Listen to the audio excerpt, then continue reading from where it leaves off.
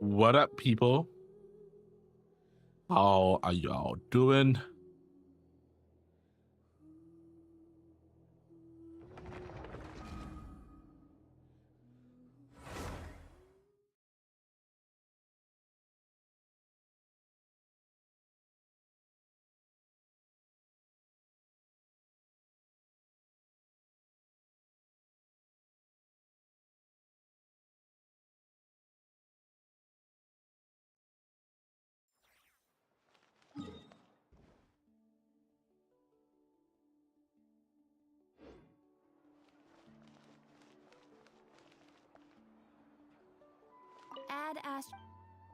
Add Astro applesauce.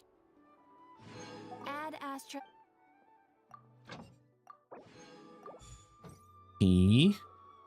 Just get all these done.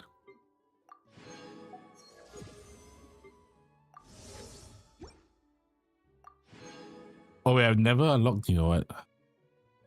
Doesn't really matter.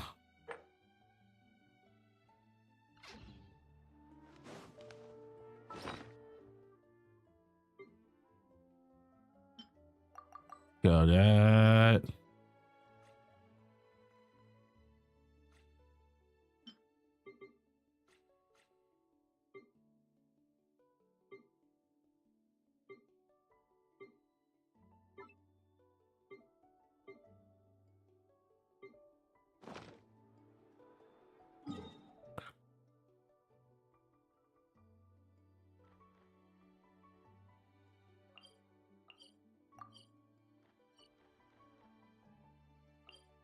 Yeah, but I know there's a shot that I should actually go. I've not gone for like since like day one. Oh god.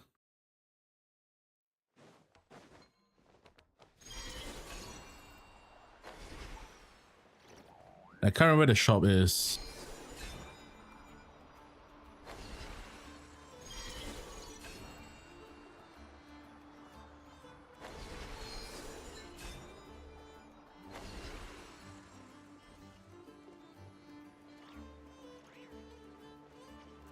Is that the shop? I don't know.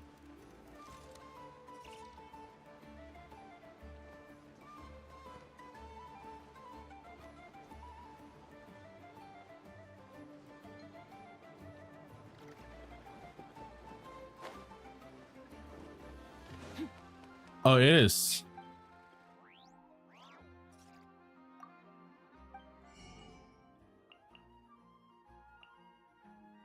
Wait, what?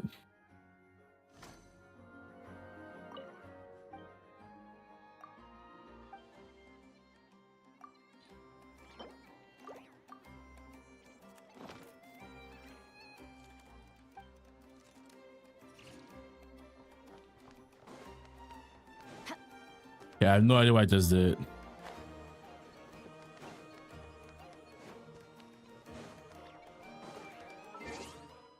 Zero clue what I just did.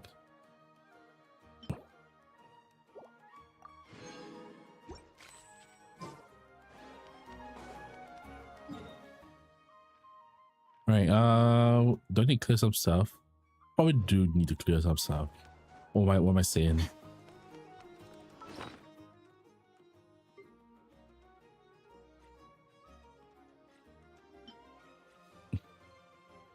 There's so many other things I could probably scrap.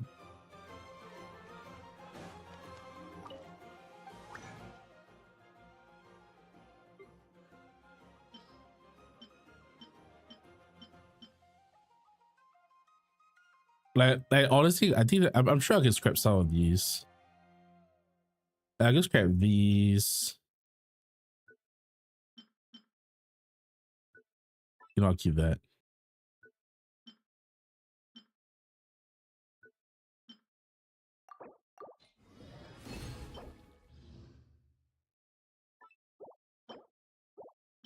Wait. Let's ride it, Shogun. Riding. You may not that. Ooh.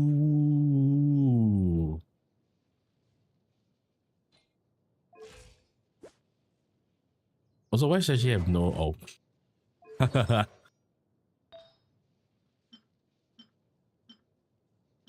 Yeah, Duran stole her stuff.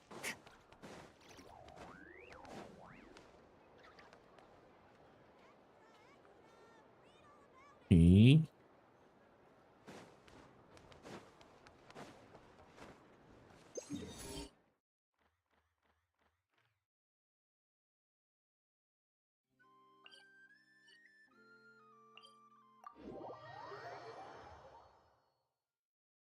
Nice. I like the rain. Oh, God, there's literally a chest there.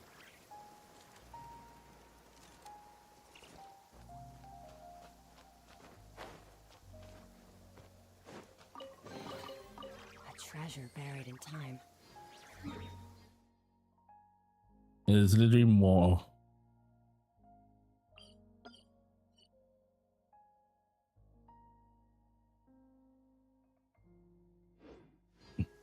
That being said, we might as well start on the quest soon.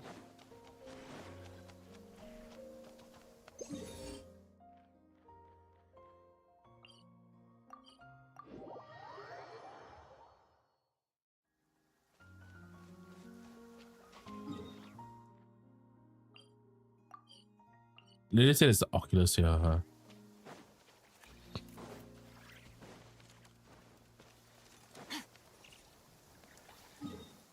Or am I just being lied to?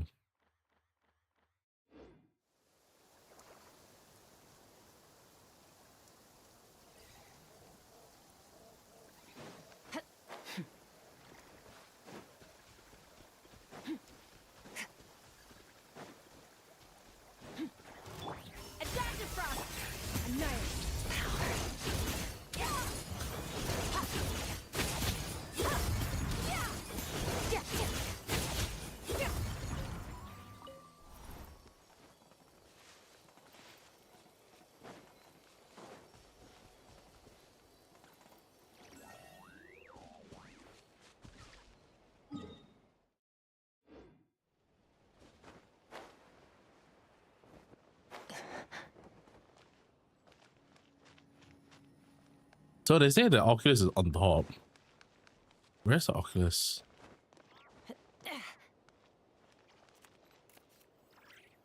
Oh, holy shit. How the hell did I get up there?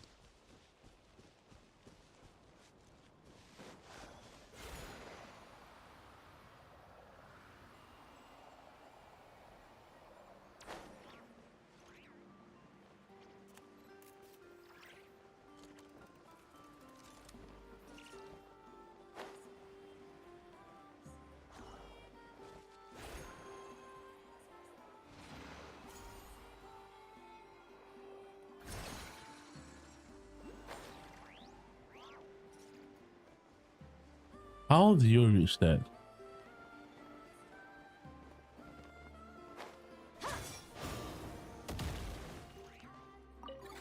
Oh. Hey.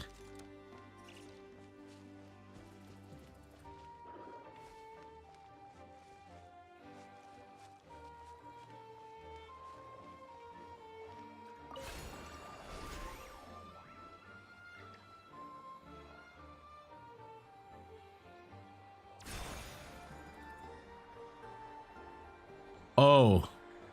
Hey.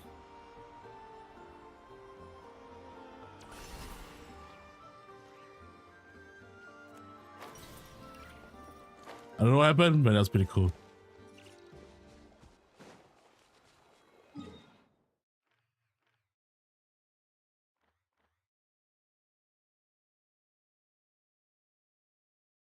All right. Well, I think that's enough. That's enough Oops. That's enough shenanigans. I think it's time to start. Where is it? Where is that? In the shifting light of the moon.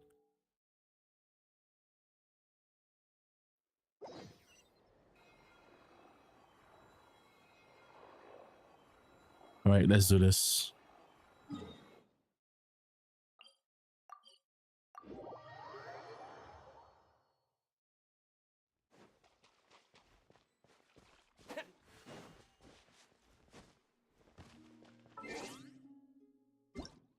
Whoops.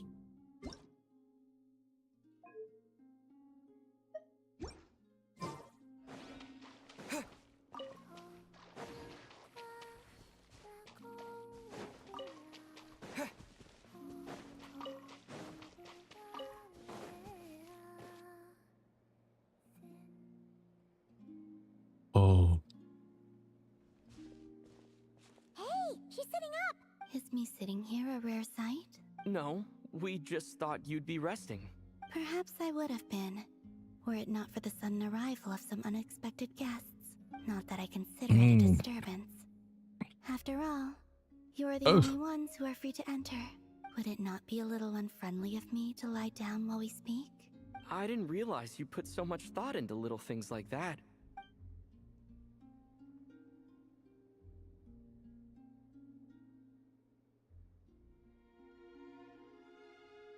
Only sometimes. There have been moments lately where I think about you and your companions. She thinks about me. You know, I think there's a privilege. They are warm, mysterious, and cozy memories. Very few of my past memories are anything like that. Oh. They say that travelers return home bearing bags full of souvenirs. But my luggage was empty, and I believed it would stay that way. Return home? So, you're still planning on returning to the moon? The moon. Yes. This planet continues to reject me, reminding me that I do not belong here. If I remain in Teyvat, there will come a day that I disintegrate. And I don't mean reduced to dust, or turned into food for the flowers. I mean, I will cease to exist entirely. Alright then. Well, we're sure gonna miss you. But it sounds like we'll have to say goodbye. How do you intend to return? The moon prayer night is soon to arrive. On that day, the moon will be closest to Teyvat. The Kuvaki in this land will reach its peak at that time. I merely need to grasp the tide, and with relatively little effort. Oh, Paimon gets it! It'll work like a slingshot!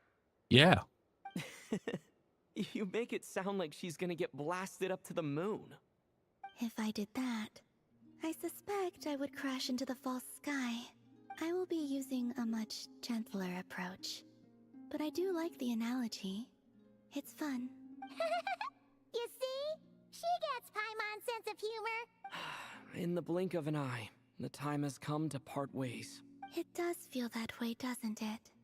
Time seems to fly fastest when you are enjoying it. I have always thought of myself as a wanderer on this earth, and it has never expressed any desire to keep me here. Yet, just as I plan to depart, it tugs at my arm. Is this a gesture of affection? Or is the world mocking me? Oh. Were you hoping I can answer that? Yes. You are a traveler, so you must have a lot of experience in this area. Maybe. Then, what I would say is, enjoy the moment. That's right! Don't overthink it! Happiness is happiness and joy is joy! The point is to enjoy it, not analyze it! I see. Then what I would say is, even though I am very tired right now, I am still happy. I can't tell from the tone of your voice. Oh, really? You don't think I sound happy? Oh no, she's sad. I'm just kidding.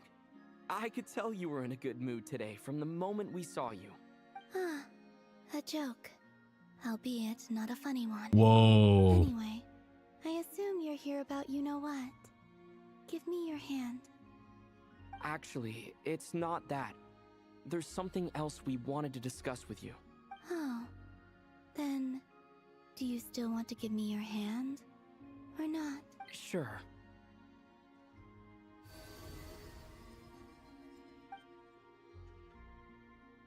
Thank you. So, I've heard that in the Moon Prayer Nights of the past, people here would hold celebrations in the Moon Goddess's honor.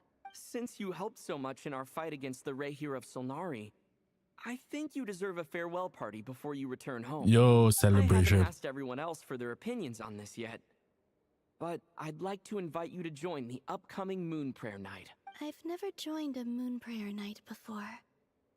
I'm not sure what I would even do. Oh, don't worry about that. We take care of everything. All you need to do is show up. Yeah, baby. Just, Of course, there's no need to force it if you're not feeling strong enough. It's just, this kind of felt like a golden opportunity. But they call me Kutar, and the Fatui have an arrest warrant out for me. I shouldn't appear in public right now. mm-hmm.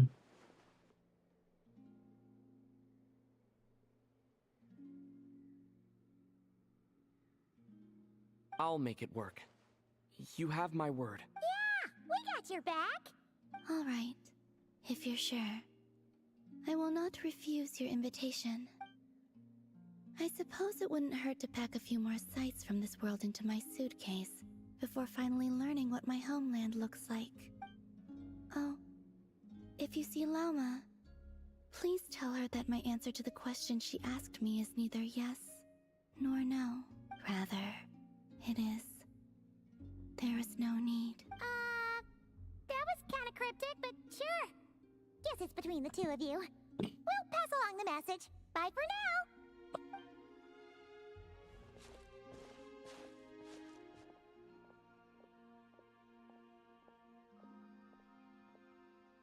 On stunning white. And also, I do not know.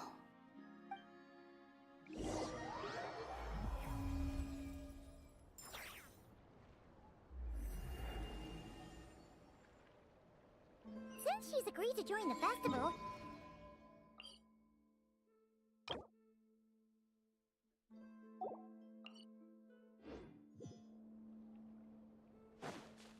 Lauma's gotta be the person most familiar with the Moon Prayer Night.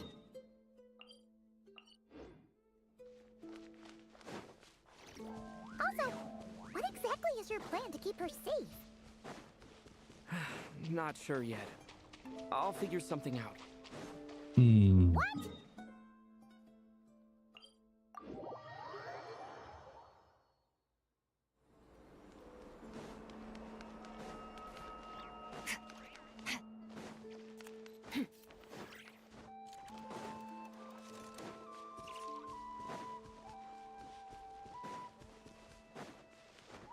Oh my god, it's vodka. Hey, Lauma, it's us! Huh? Varka? What are you doing here? Beats me. I had a bit too much to drink last night, and when I woke up, I was on Hisi Island. How does that Mr. happen? Varka is helping to oversee Nasha Town's preparation. Okay, how the hell does for that the happen? He is here to go over some details regarding the decorations and custom cloth designs. Right, yeah, that too.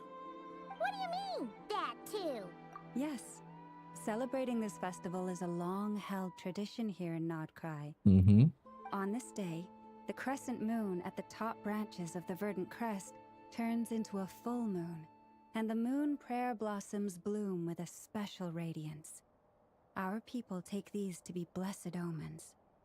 It's an especially welcome event coming off the back of all that nasty business with Rehir. Everyone got put through the ringer recently, and now they're looking to turn their fortunes around. The big shots in town all agree that a big, lively celebration is just what we need to rebuild people's faith in this place. No wonder Catherine said that people weren't so bothered about the religious element. That's right. It's become more of a local custom by this point. The celebrations have little to do with whether the religious stories behind this event are true or not.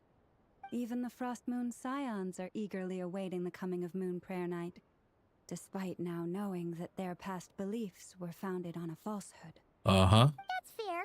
It's a bit like the lantern ride in Liyue. It's a chance for people to enjoy themselves, not debate the existence of the Adepti. Oh, one other thing. We just went to see Columbina. We went ahead and invited her to take part in the festival this time. Hope that's okay. Wait, so... you mean she agreed to it? Huh. That's quite a surprise. Then I suppose that she intends to return to the moon on that day. Oh, you know? Oh, yeah. It's kind of a complicated process, but basically, it's like a slingshot. What should I endorse the I metaphor? understand. In truth, I had a feeling that she might make such a decision.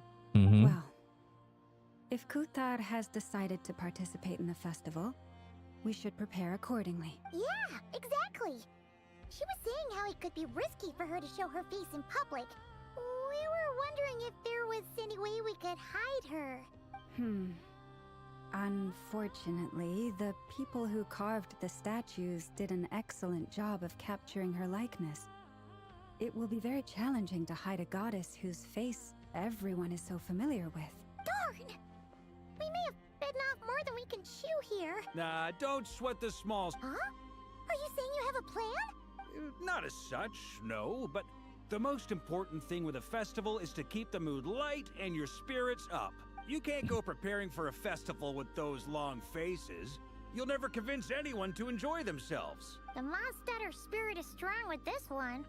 As it happens, I agree with Mr. Varka. Let's start by making our appreciation for Kuthar the beating heart of the festive atmosphere. And who knows, once we get the ball rolling, perhaps everything will just fall into place. Hey! Did you catch that? Lama said the thing!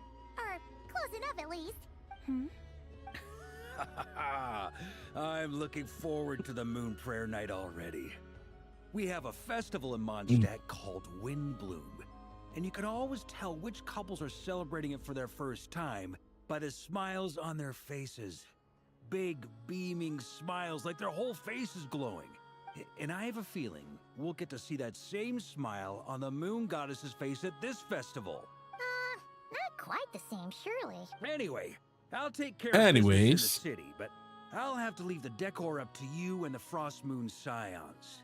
No one else can capture that traditional aesthetic quite like you guys. But lastly, there's the final key element that brings the festival to life. Companionship. Take care of that Before part. you leave, let me show you something that we've been preparing. Mr. Varka had asked to see it already, so you may as well tag along. Also, I have some further questions about Kuthar's decision.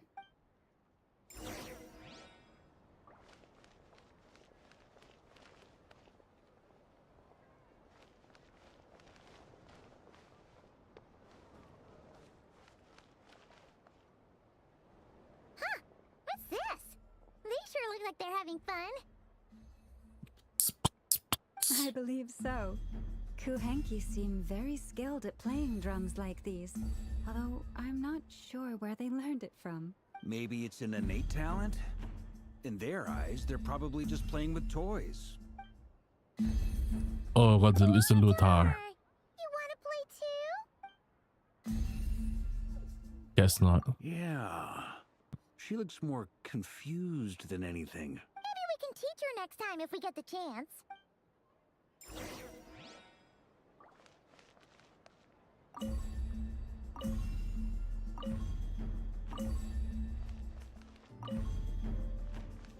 Wait, where they go?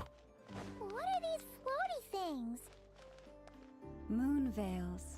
We hang them from buildings in the city during the festival. When you look at the sky through them, it creates a lovely misty effect. This is pretty cool, actually.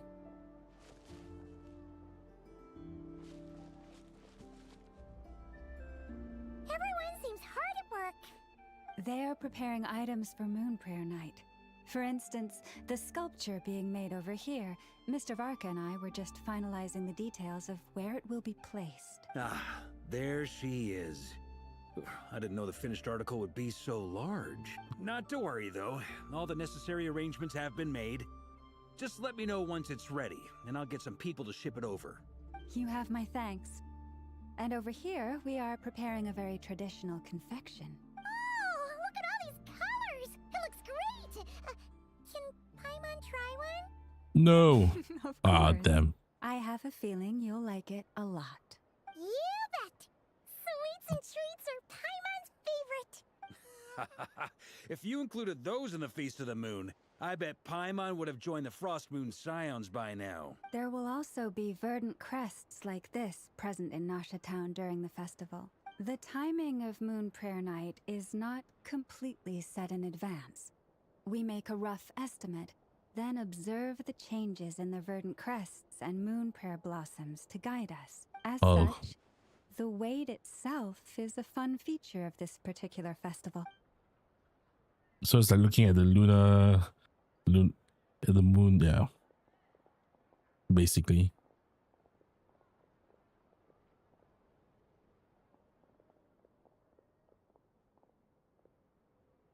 Let's talk here. To tell the truth, I am very surprised to hear that Kutar is willing to participate in the festival. I once asked her if she'd be willing to stay with the Frost Moon Scions. I could introduce her to everyone, and we could be a family to one another.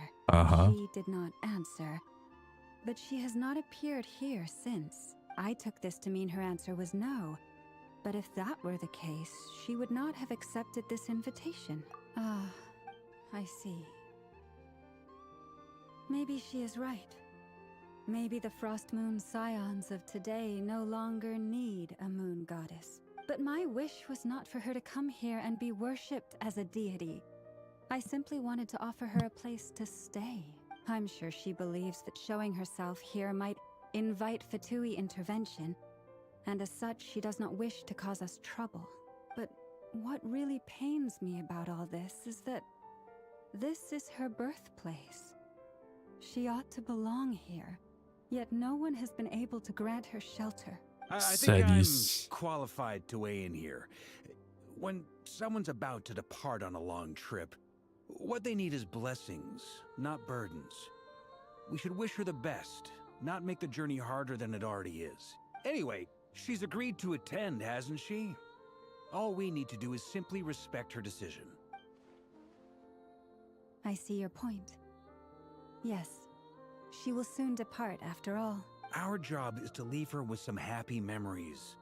Besides, who's to say her journey to the moon is a one-way trip? It's not like she can't come back and visit if she wants, right? Paimon agrees wholeheartedly. Festivals are all about having fun, so let's keep it simple. All right. Yes, I'm Paimon, gonna yes. head back to Nasha Town soon. Want to come with? I'm guessing you have some other folks to visit there. Sure thing, let's go! Bye for now, Loma! Bye, Thank Lama. you all. Good.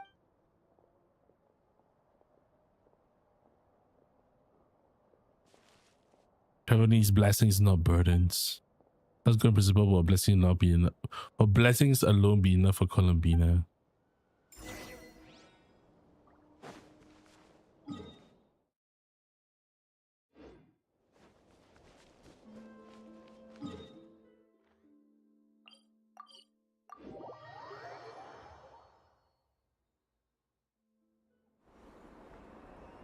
Oh my god, it's Flint's. Hey, over there!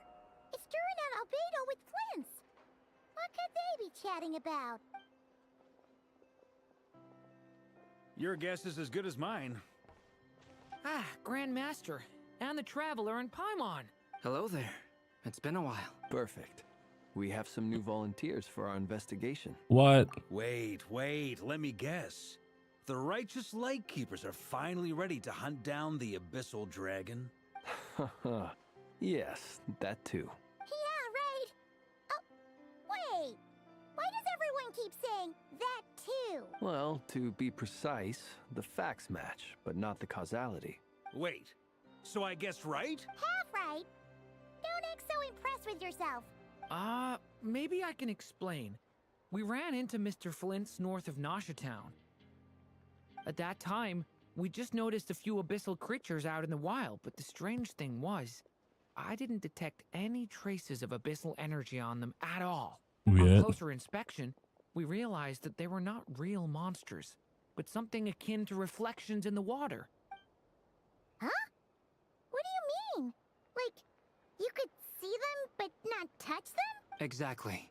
It was very peculiar. They roared and tried to attack us, but we could not make any physical contact with them. I think I've heard of things like that happening in Nodcry before, but I don't know much about it. Yes, it's a known phenomenon. Mirage-like illusions tend to appear in Nodcry in the run-up to Moonprayer Night. From a distance, they appear quite real. I myself thought that Misters Durin and Albedo were locked in battle with abyssal monsters when I first arrived. But after sharing intel and investigating a little further, we can confirm that these illusions are harmless. Okay. All the Mirage stories I've heard are either animals, rocks, or small houses. Abyssal monsters, though? That's a first. It's a first for me, too. So I'm planning to look into it further just to be on the safe side. I intend to inspect a few more locations. What about you two? Any plans? Alice contacted me a few days ago. She'd like me and Durin to assist her with an experiment. Oh my god, Alice. But we lost contact shortly after receiving the message. Mm-hmm. I'm sure that comes as no surprise to anyone familiar with her. We don't know when the wind will blow, yet when the wind blows, we will know. That, in a nutshell, describes how Alice operates.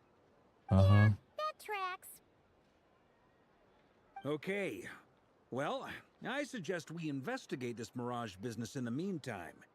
It's piqued my curiosity, and I'm pretty sure I know someone who will already be 10 steps ahead of us.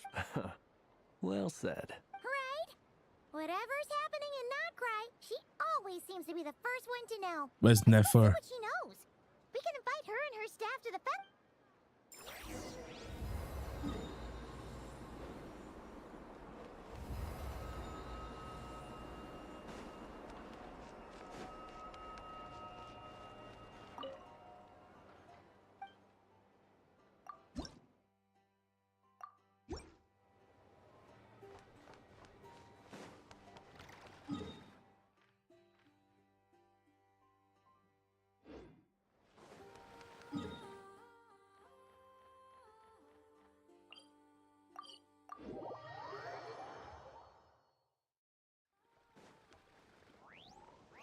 Am I Oh my still god.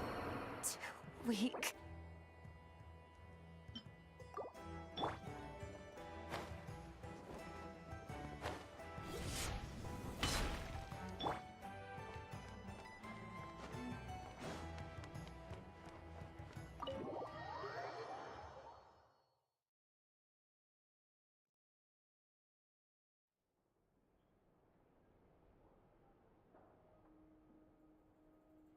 You're right, I have noticed. There's certainly something a little fishy about this situation. Only a little, though. Records indicate that this phenomenon can occur in the days before and following Moonprayer Night. That said, it has always been a rare sight in the past. The odds of encountering these phantoms are similar to looking up in the night sky, happening to see a shooting star, and managing to make a wish before it disappears. Okay. But this time, either everyone's getting lucky, or they're appearing far more frequently than usual. Yehoda's out gathering intel as we speak. In the meantime, let me check off some points of interest. First, the Abyss. The ones we saw seem to be abyssal monsters. Indeed. But we have identified one location where many more of them have made an appearance. And not just monsters, but human phantoms too. Given the scale and nature of the phantoms, it's almost as if someone's last memories are coming to life. Oh. Or perhaps the memories of multiple people. Oh. So you mean the phantom monsters are hunting down the phantom humans? Exactly. The phantoms can interact with each other, but we have no means of intervening. In addition, Some of the human phantoms would seem to be from the very distant past. This is clear both from the clothing they wear and the stories they tell. Oh, They they're claim to old be from people. Hyperborea, a name which I've heard from Lauma before. If this is true, it means they must be from 6,000 years It's ago. like pre-Archon War, man. Come on, hear that right? 6,000 years? It sounds like this merits further exploration. That'd be a big help. I'll leave it with you, Albedo. My knowledge of ancient history Just is too non-existent. Just too I used to counting. doze off every time the pre-Knights Favonius era came up in class. It's quite a miracle that you were able to understand these phantoms' speech, given how long ago they lived. I suppose you're right. But I'll leave the archaeologists to ruminate over that conundrum. As an intelligence broker, my sole interest is in the value of the information I gather, which, in this case, hopefully means earning myself some good favor with our dear Lady Moonchanter. So calculating. Whew, this intel broker logic always catches Paimon by surprise. Sounds to me like we could split the work up. I think the abyssal phenomenon is best left to Albedo, Flints, and me. Agreed. It coincides with my duty as a lightkeeper. For my part, I'd like to understand the abyss better. Even a little knowledge would go a long way. This is certainly a rare opportunity to study the abyss. But even rarer, perhaps, is the chance to make contact with the ancients. The Curatorium will take the lead on investigating the Hyperboreans. Mm-hmm. We put in the work to learn what we know so far. It seems only fair that we get some quantity of exclusive intel. That just leaves our trusty team of 2 unassigned. Wait, we are team since when? Since you became an honorary knight, of course. This was part of my grand plan all along. Oh yeah, by the way, we managed to convince Columbina to come to the Moon Prayer Night celebrations. Would you and Yehoda like to join too? She agreed to that? Huh. Quite an achievement. Never underestimate the traveler, I guess. I'd be happy to join. No What the- point shutting myself inside when the streets are all decked out. I doubt any clients will be visiting during the festival in any case. And Yehoda loves a party. So I'm sure she'll jump at the opportunity. No, no, no, no, no, no, no, no, no, no. Way to contradict me in front of... Wait, no, that's not what I have bad news, boss. So many people. All right, everyone inside, quick. What's she running so fast for? This is gonna sound crazy, but hear me out. I saw one of those phantoms at Star Sand Shoal, and it was some sort of flying ship. It's my ship. A spaceship? That's gotta be the one you came to Tibet in. You said you saw the same thing through the moon marrow, right? Huh? You already know about it? Ugh, I thought I was gonna blow people's minds. Turns out I'm the last to find out. Wait, back up. You came here in a spaceship? Now my mind is blown! What's it like on the inside? Was it like flying through space? I want to know everything! Maybe it's a conversation next time. Exactly! Huge discovery! You're the best! Second best intel broker in the world! After your boss, of course. Wow. Really? Well, I don't know if I'm all that, but... I guess that decides where we're heading next. Come on, don't look at me like that. I know the spaceship doesn't have anything to do with me, but you don't want to leave me as the only one twiddling my thumbs, do you? Nah, just leave him alone. Please? Oh my god, he's saying You can tag please. along. In that case, let's meet back here to discuss our findings once we're done. I wish everyone a productive investigation. You too!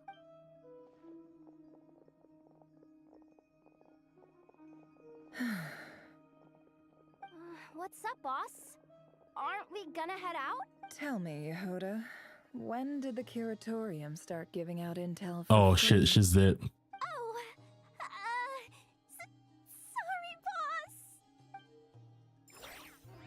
Yehoda's it.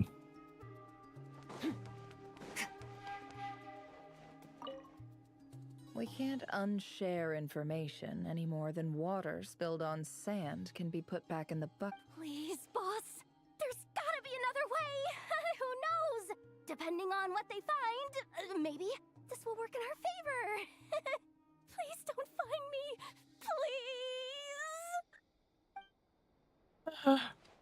Please. She's dead.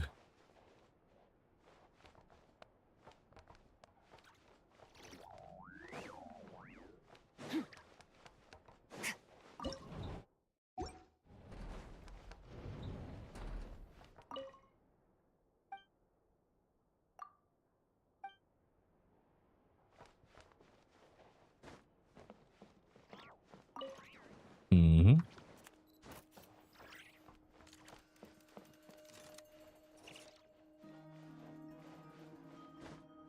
Yeah, let's go. Let's go. We'll find it here.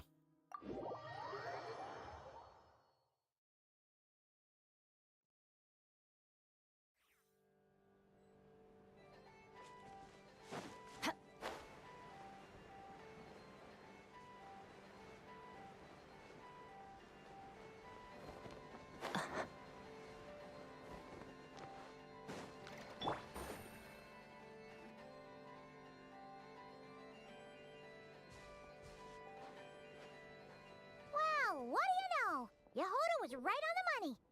This Phantom really is your spaceship. It's crazy. But that's so weird. Why would it show up here? Is it some kind of projection? Or a ghost? Like, maybe it no longer exists. But somehow it left an after image? I have no idea. You're already here. Miss Lauma, what a surprise. I thought you were busy with festival preparations. I was, until one of our people informed me that a strange sight had appeared at Star Sand Shoal. Uh-huh. No one's ever seen something quite like this before. I thought I should see it for myself. Same here. Oh, so we heard that these things appear around the festival period. Any idea why that is? Unfortunately not. We have very limited information about them, since they can't be interacted with. And no human phantoms have ever made an appearance before now. The most we've been able to deduce is that these sightings appear to be connected to the increase in Kuvaki energy around this time. Let's look around, see if I can find out. Seems like that's all we can do. This is all so confusing. Allow me to lend you a hand.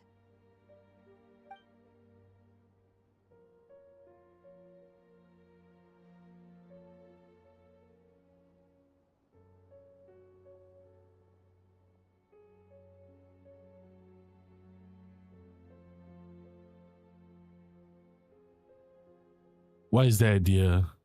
What's that Shikunoko?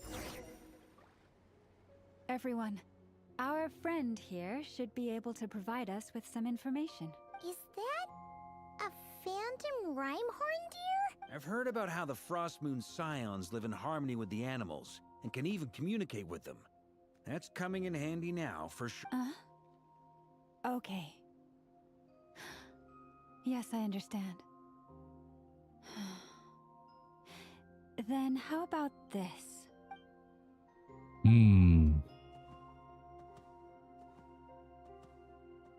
Oh, it's leaving. It appears to share our curiosity about this giant spaceship, so I asked it if it wouldn't mind investigating along with some friends. In return, I told it about some nearby spots where the wild fruit grows abundantly. We may live in a different era from these phantoms, but I trust that the terrain, climate, and ecology here are more resistant to the effects of time than some things are. Let's give them a moment.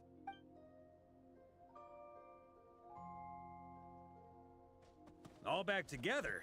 Must have been a lot of fruit. Indeed. Now let me ask them some questions.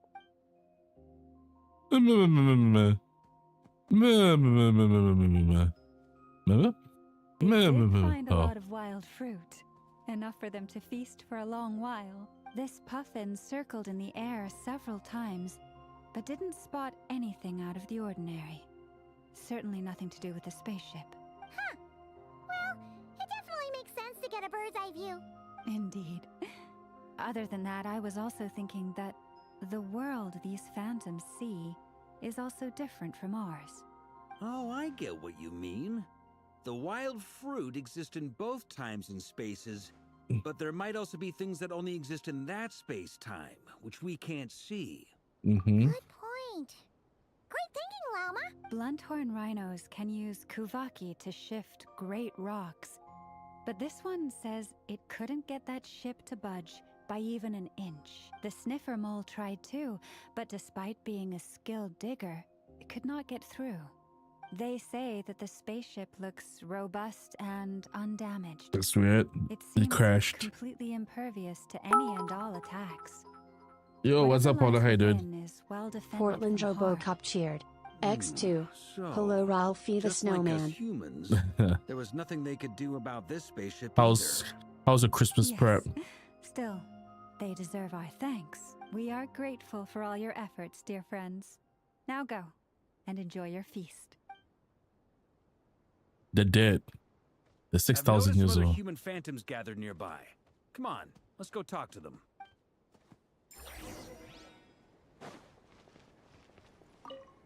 Those illusions and those people. It's all a little creepy, don't you think?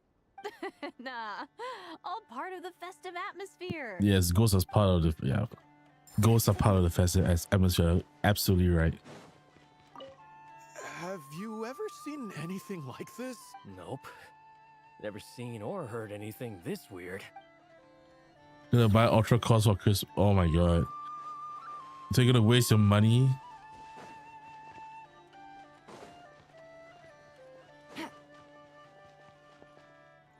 Oh wait, what the hell? Okay, why'd you walk through?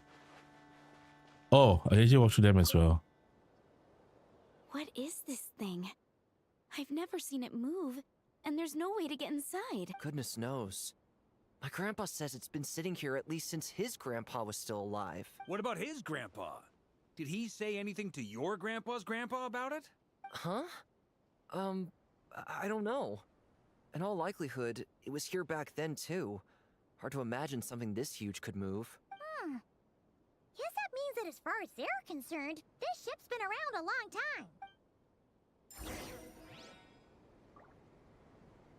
I shot it. I was on for 30 seconds and he said I got a drop. Yeah. I think the longest one is two Come on, hours. brothers. If we can get even a small chunk off of I this, believe the thing, longest is 2 it's gonna be hours. worth a fortune. Today is the day we strike it rich. Yeah, just MSF is long. Yes, brother, I shall join you. Let's make our fortune. Yes, brother. We should go with them. What the? This thing is crazy tough. I can't even scratch it. What's it made of? Sorry, brother. Looks like we'll have to seek our fortunes elsewhere. Enjoying yourself? I was just seeing if I could influence this phantom's perception by That playing. 100. I just saw But this no, drops. no dice. 100 Sunspot shirts. That shit is so bad. I'm sure we're all starting to build up an idea of what's going on here now that we've spoken to some of the What is people. my family do on These Christmas? phantoms Oh, are just go reenacting visit. real historical events in Nodcry. Just It's visiting. almost like we're in some kind of interactive stage play. We can talk to the actors, but the plot is fixed, and we can't influence it. It makes sense. History is set in stone. The objective facts of the past cannot be changed. Paimon totally thought you were just goofing around earlier. But actually, The drops are you all for doing some MSF now. serious investigating. Were they ever good? Of course I was. I always thought that the drops were just At this like point, average. I think we're forced to conclude that although the Phantom Space And it takes a is long right there in time. front of us, we aren't Yeah, gonna the learn drops takes a much long about it time. from these people. Only this show the moment where it's so searching for me. Maybe I could discover why she was in the spaceship. Or you show me the moment it disappeared. I might have found out who was piloting it and where they were headed. But no such luck. All we've seen is an arbitrary moment in time during his long stay here. Don't be discouraged. If nothing else, this is proof of the ship's existence. And think about it. So many people tried to hack their way inside, but no one could get the door open. It's made of very tough material. Those season currents, That says that we'll they either should do like find the ship 10K or itself 20K. or the story behind Ah. it. It's just a matter of time. Every now and then, when Varka gets serious, He actually does seem like Grandmaster material for once. I wonder how the others are doing. Sounds good. Also, drinks are on me if Team Knights of Favonius is the first to finish. Wait, we have a team name now? Am I in Team Knights of Favonius as well? You're very welcome to join. We've even got a cathedral ready for Do you. you guys have any special meals? Technically blasphemy? I A joke mean, like that if Barbados was in earshot.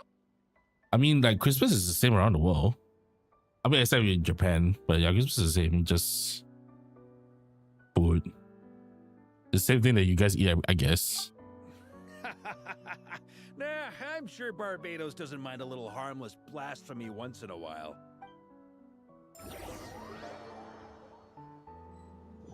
I mean, it just depends. I mean, like, it just depends. Like, there's nothing I would say that's like traditional.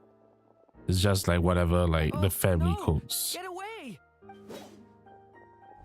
Oh. Oh, he's dead. He's gone. I know it's hard to stomach, Mr. Durin. But as I'm sure you've noticed, there is nothing we can do to intervene in that which unfolds before us. But we have to at least try. And try you have. But are you aware of how many unsuccessful attempts you've made now? I wasn't keeping count. I'm afraid this is the 39th failure so far. Or the 5th if we're only counting this particular victim. Bro died 5 times There are no already. indications that these phantoms may be altered in any way. I mean, that's different stuff. You seem to Don't do have calmed turkeys, down. don't do hen, don't do savory, doesn't let very be super advertisers. I'll make us I a mean, fire. like my extended family, mostly like curries and stuff. Feeling any better now, Mr. Protos or Durin? something fun. Nah, I'm not Chinese. Yeah, I'm not Chinese. Like I eat Chinese food, but I'm not. My family's not Chinese, so obviously they don't eat. Yeah, and plus, like even so, I guess if they do like pork knuckle, I guess, but May yeah. I ask a few questions? Be my guest. What exactly are we witnessing here? What happened to those people? My guess would be that we are seeing Nodcry during the Conrian Cataclysm. Would that be You say I accurate? love pig trotters.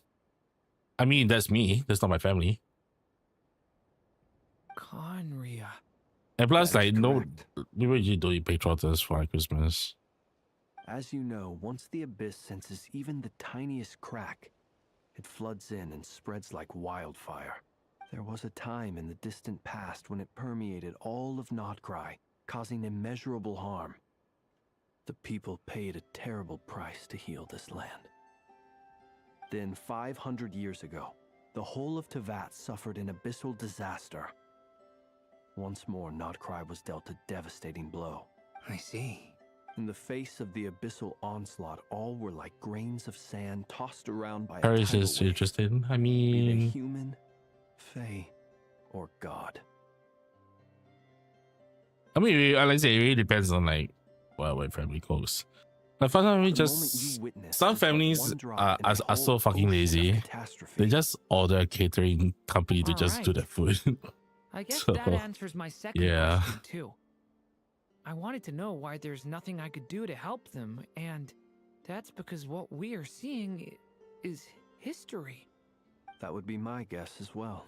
I mean, I get, As I and understand it, the thing is that like History while and people do fate have are turkey, not all that dissimilar. I think The latter that may be unseen to us. it's not as Both are popular, notable. which Yeah. means that most people opt for like Fate was chicken determined long and stuff like ago. that. Roasted chicken. I still have a couple of other questions for Not you, that people don't eat Mr. turkey. Flint. You Once mentioned catered more than one Jollibee. abyssal I mean, like disaster Jollibee is struck fast this food. land Does in the do past. Americans like cater How McDonald's? can I you don't be think sure so. that what we're seeing is from the Conrian incident? And also, how are you able to stay so calm when you're talking about these events? From everything I know about you, you're not cold or ruthless, and you're not indifferent to the suffering of others. Alas, I am forced to show my age. I must be 600 or 700 years old by human measure. Yeah. Wait, so you... One is not easily moved by history. Just pay better nor $1. has That's why witnessed the it's truth because you don't have them here. I'm sorry. Isn't Jollibee like super popular in America? Like it's like You more needn't like it's currently more popular than KFC and like Your passion and is a good stuff. thing to have. Treasure it. Like it's feel like Because everybody someday you knows may about find Jollibee in it in America. terribly short supply. Now, at the risk of offending you, I have a question in return. How old are you? Your curiosity Oh. toward the abyss. Is it born from hatred or because you sense its call? I only ask because I kept a fragment of Rerear's body in my lantern for a short time. Specifically, his heart. So I know what a burden it can be to carry the abyss with you. And I hear its power growling from somewhere within you. Oh, he's a philosophy is why we didn't find him as a meal as I check. Oh, I see. Miracle. My honest answer is I mean, it is don't what it know. is. I don't think I have the confidence to say for certain. What I will say is the abyss is not the only issue that haunts me. Even before I became who I am today, the question dogged me constantly. Should I even exist at all? My doubts remain unresolved. But when we fought Rerear, something became a little clearer to me. Sometimes it is the darkness within us that allows us to achieve the impossible. I certainly got the sense from your 39 attempts that you were trying to achieve the impossible. Bro's just roasting him. Sounds like you've resolved to see the truth for yourself. Absolutely. In that sense, he and I are quite similar. Then I wish you every success. I look forward to the day of your transcension. Well, if everyone's caught their breath, I suppose we should head back. Oh, and one last thing. I'd appreciate if you kept our discussion about history a secret. Well, I know it now. No longer a secret, brother. Incredibly, our separate investigations led us all to the same conclusion. Hooray for consensus! Yeah, but we barely learned anything, though. I totally thought this would be the mother lode. Talking with the ancients? I mean, come on! But nope. All we got was useless snippets of conversation. And all this stuff about moons and hyperopia. What a load of baloney. Seems like people back then had a few screws loose. Whoa. I understand your frustration. We found the same issue. Each phantom only showed a very brief moment in time. There isn't much value to be found in these miscellaneous fragments of a civilization's history, no matter how glorious it may have been. If there's a silver lining, it's that these phantoms are harmless to the present reality. They shouldn't get in the way of the festivities. Paimon agrees. And not just because it's the first thing she understood in this whole conversation. Bro. You look disappointed, Nefer. Is something the matter? I'd make more money from What do this, you so think? We all worked our tails off, but the only one to gain anything from it was you, Lady Moonjanter. 50. Wow. Please do share the There's Hyperborean no records way with there's me. only 50 I Jollibees. will gladly inscribe There's them in no our king's way. It's only. documents. There's no way.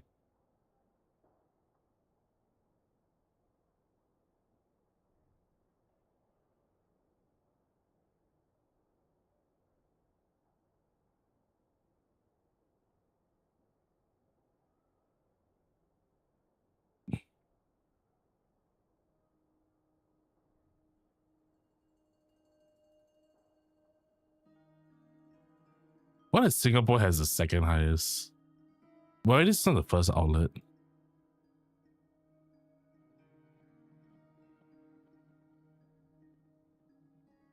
Oh, never mind.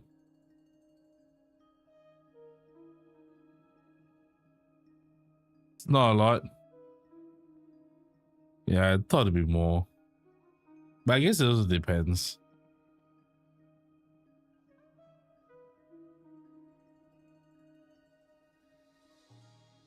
I thought there'd be more in America because the founder of Jollibee is American.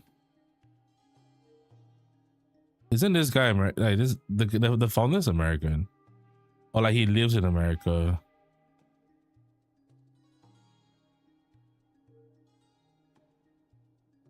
Yeah, starting to expense.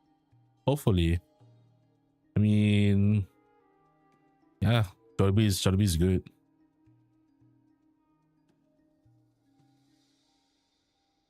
I'm actually quite surprised. I thought there'd be more Jollibee outlets.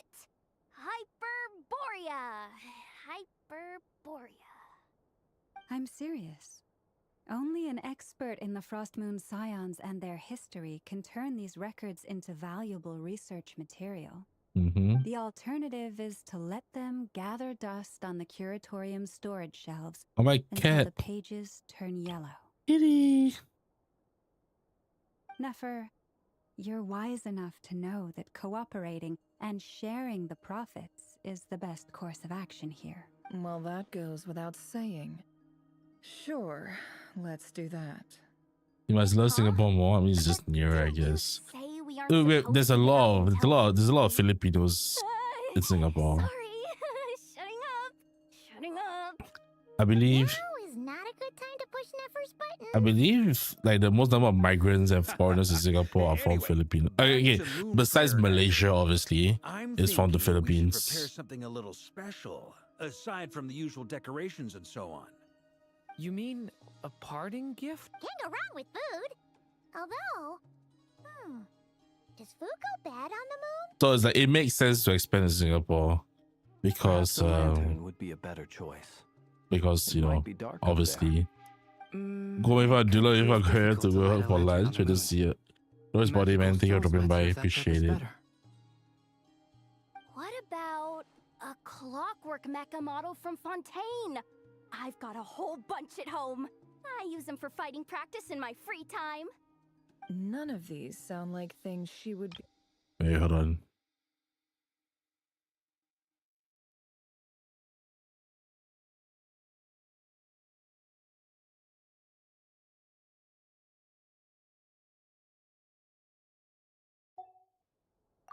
Yeah.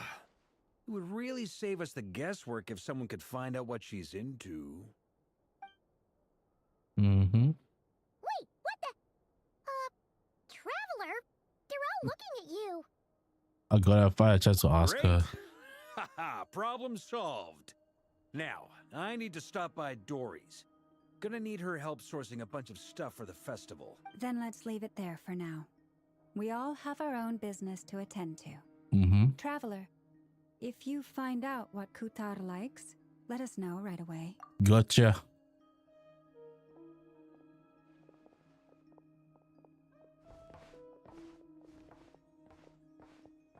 Is something the matter? Sit it down. I'm fine. It's just, but it's okay. This is something I have to work through. I'll be all right. Thanks for your concern. Well, don't put too much pressure on yourself. If you ever feel like something's wrong, physically or mentally, we're here to talk.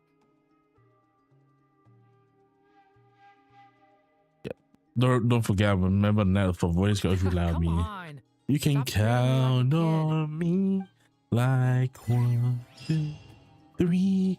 I'll be there. You should get going. It's important.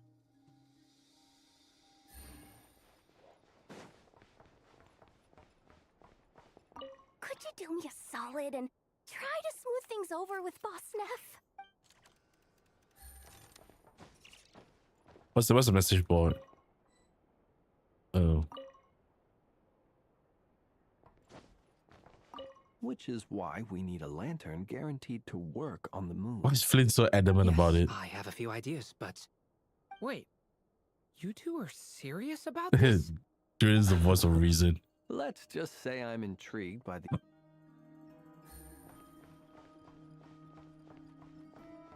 Miss Lauma, would you accompany... Very well. Okay, let me heal up first. In case I die again.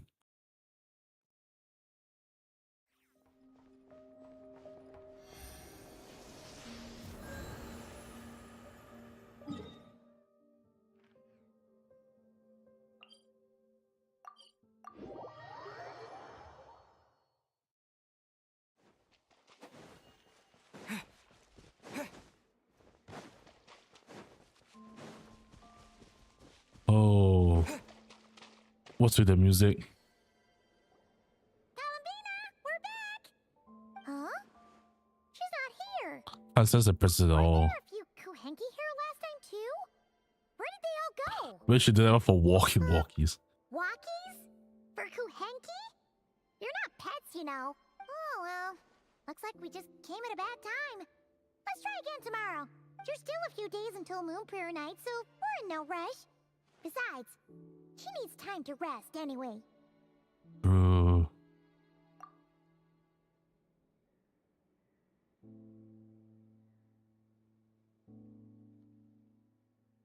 Kalamina! Are you back yet? Oh, how strange. Looks like she still isn't here. It's a bit odd. Right? It's not like her to spend so much time outside. Especially since she's worried about attracting unwanted attention. But all the flowers are white. What about Luanatar? Luanatar, you there?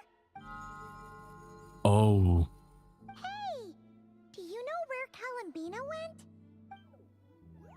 Oh, sad. Sorry, didn't understand. But if you know where she is, could you take us to her? Yeah, that's even stranger. The flowers. What about 'em? Oh, that's not good news. They change color when Kalambina gets weaker, right? And they look super pale right now. A fine lava. Yeah, she might know what's happening.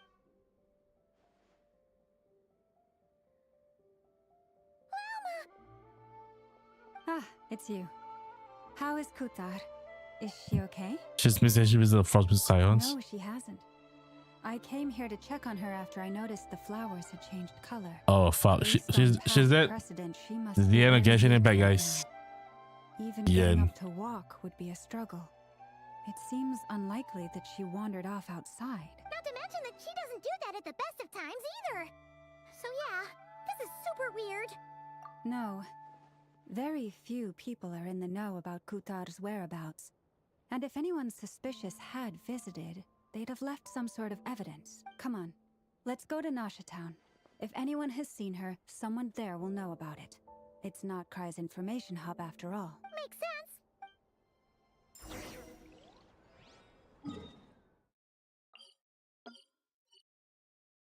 Oh,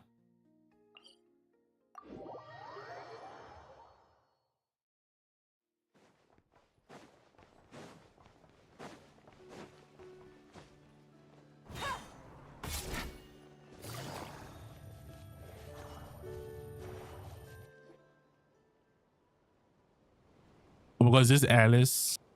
Wait a moment. Is it just Paimon, or is this doll kind of suspicious? It's never been here before, right? No, I don't recognize it.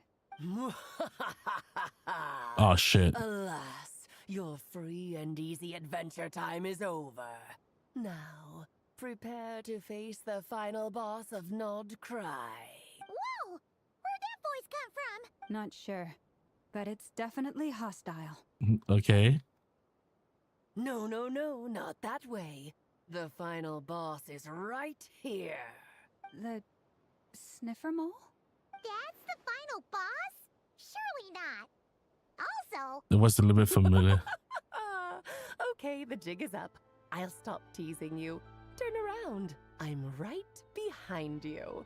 Yippee. It seems I've managed Oh, to leave holy quite shit. an indelible impression, even though you've never seen my face. Oh, nothing could make a great mage more pleased with herself. Holy crap. Oh my god. Great Adventure of the Realms Doodle King. Oh. Ooh. Damn.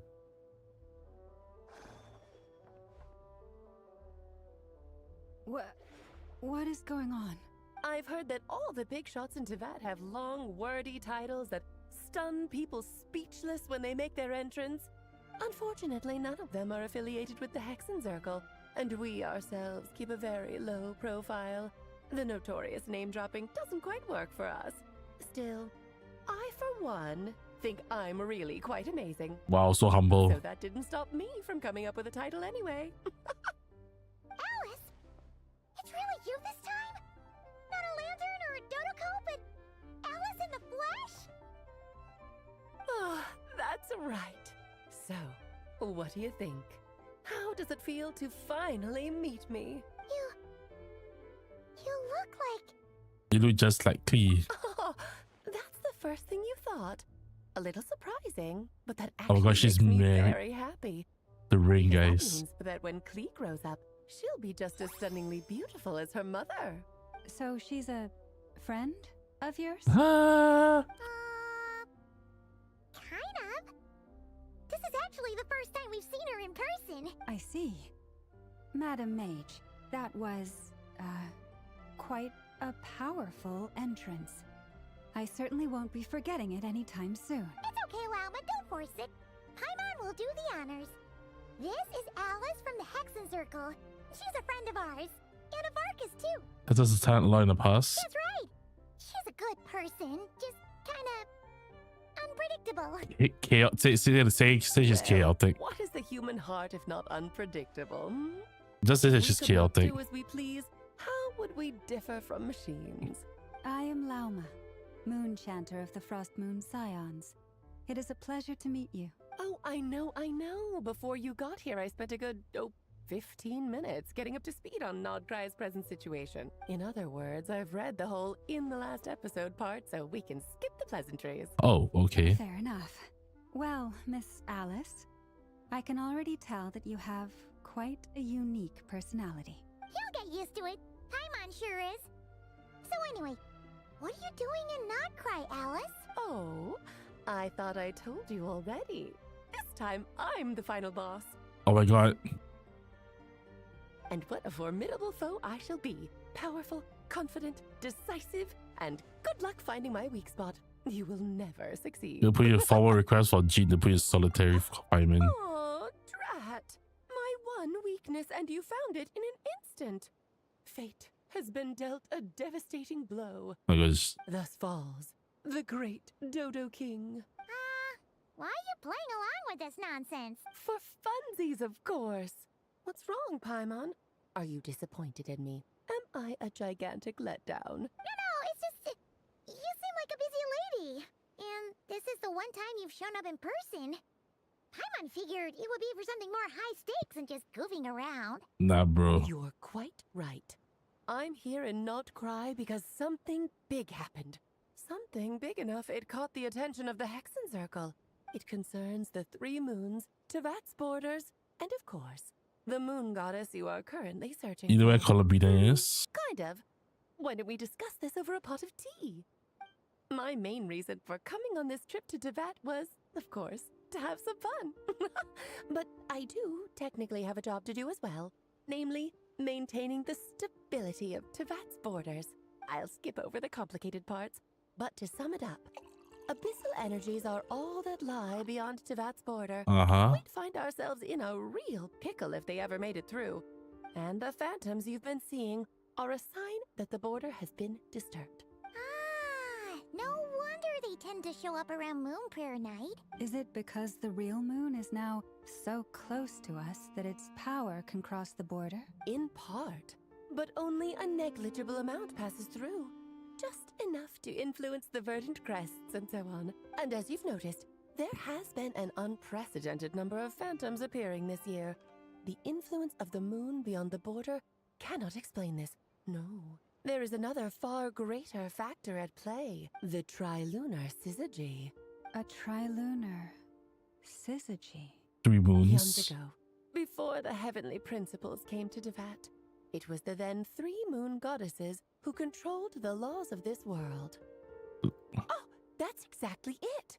The 3 goddesses split these powers amongst themselves, promising never to consolidate them into one singular body.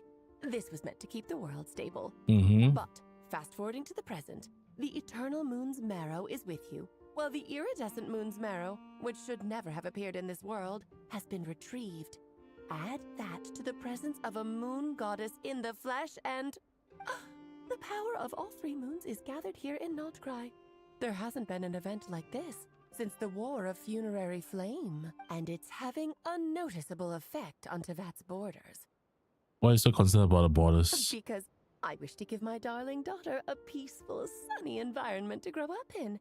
Is that a good enough reason? Kinda sounds like you're dodging the question, but it does make sense. Well, that's one reason anyway, and the most important one. The others are a little complicated to explain. For instance, cleaning up after dearest Miss R. Right, daughter. Albedo could tell you more about that if you're curious. But right now, I have a more important question to ask you. Why are you collecting the moon marrows? Once you return home. I see, I see. Nicole told me about that legend once. Uh-huh. Nicole? You mean Mage Anne? I just say the word Anne like that, man. Remember.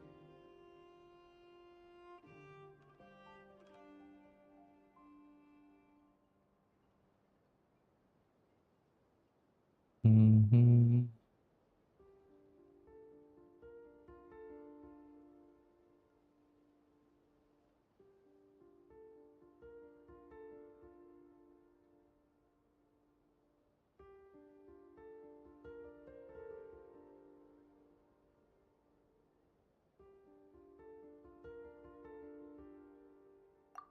Yes, of course. That was a story about fate, her area of expertise. But back to the story of our dear moon goddess. I'm afraid her intended method of returning to the moon is unlikely to work anymore. Wait, why? What does that mean?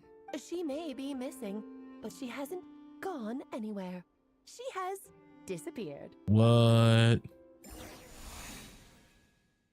What's our good? Is that who lived here? Oh.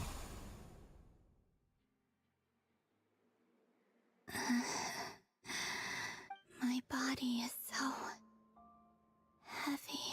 Wait, no. It's my mind that's heavy. My arms and legs are as light as a feather.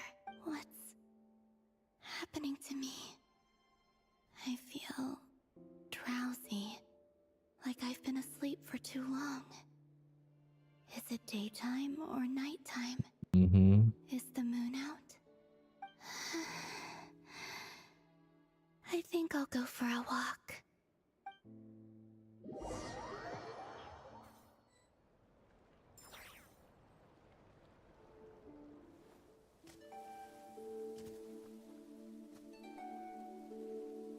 Are you out for a walk too?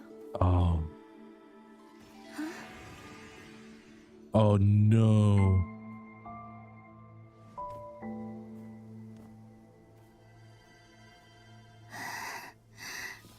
Oh no.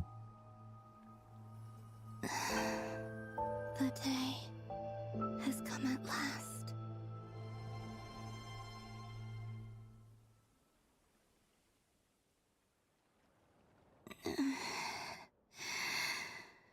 Have I grown so weak that I can't even sustain my physical form? But Moon Prayer Night is nearly here. I was so close to Stop, returning home. No, stop trying to join. Death is near. Is this how it ends for me? Will I return to the moon after I disappear? Or... I don't want it to end like this. So far, at least, I still exist. Even if not physically, I can still feel, but as my power wanes, I'm sure that too will fade. I suppose I might take one final look at this world. The world where I was born. Not just to visit the Frostmoon Sire Enclave. Don't let it slip away. Come on, come on! Wait for me! The Frost Moon Enclave. How much it has changed since I was born. These decorations, they're so heavy. Oh, you're weak. It's times like this when you kind of wish men could be priestesses and acolytes. How fascinating.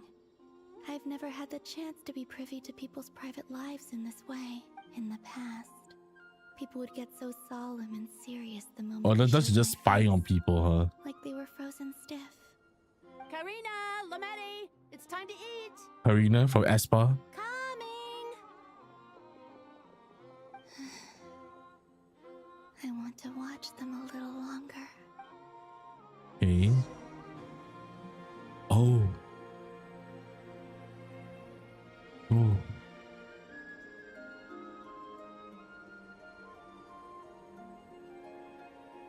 Oh.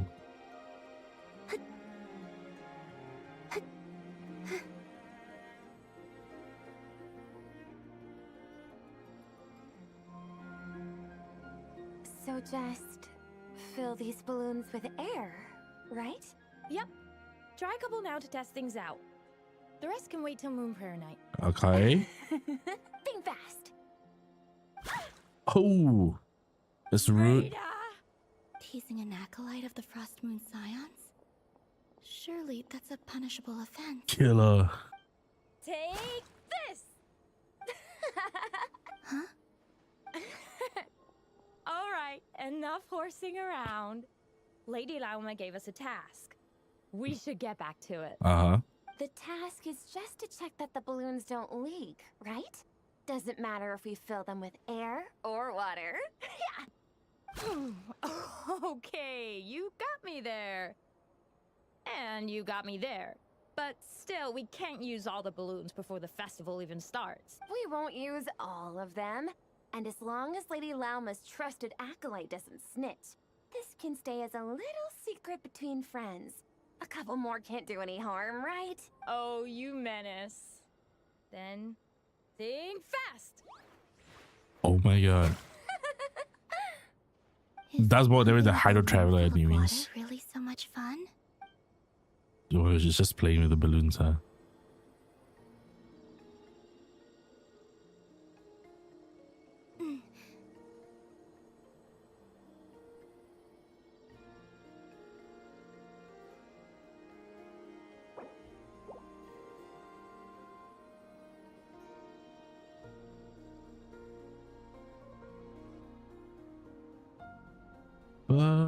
Ba-ba-da-bub.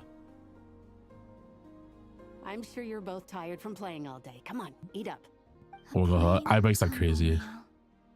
That has always been the way of the Frost Moon Scions. Huh?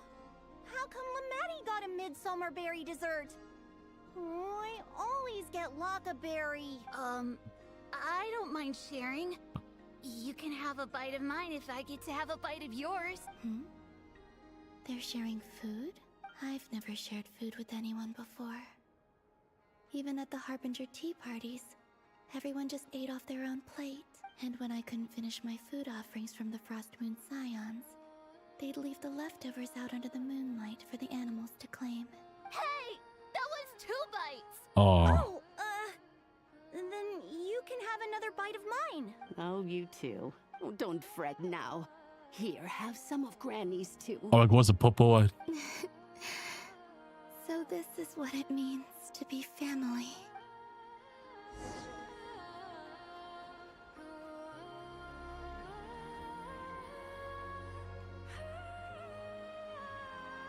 I'm seeing so much that I'd never usually get to see.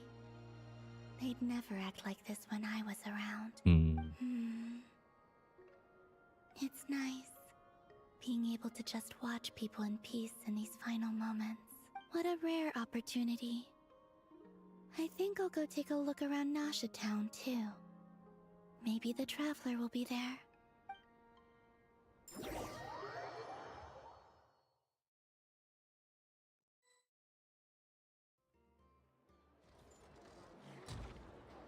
After the War of Funerary Flame, the Moon Goddesses were no longer recognized by Tevat. They lost the whole foundation for their existence. That's why the Moon Goddess's strength is fading. She cannot withstand the world's rejection of her. Okay. So basically because the moon goddesses aren't yeah, basically. The Moon Goddesses did something to offend the heavenly principles, and that's why they were ousted. Something of a recurring theme in Tevat's history. Theoretically, speaking so candidly should put me in their crosshairs too, but they can't tell me what to do. I'll say whatever I want.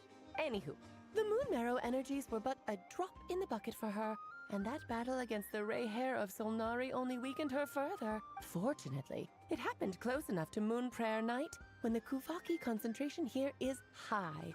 That's the only reason she managed to survive this. What do you mean, fortunately? You said she disappeared. We're too late. Oh, what a headache.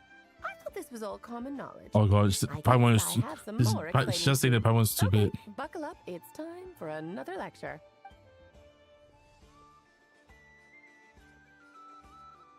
Now, I said earlier that the moon goddesses lost the foundation for their existence. The reason for that has to do with the natural order. Basically, the rationale for their existence in Tevat was lost. The same logic applies to the present moon goddess too. Consider her existence so far. Her comrades in the Fatui called her Damselette, and she was worshipped as Kutar by the Frost Moon Scions.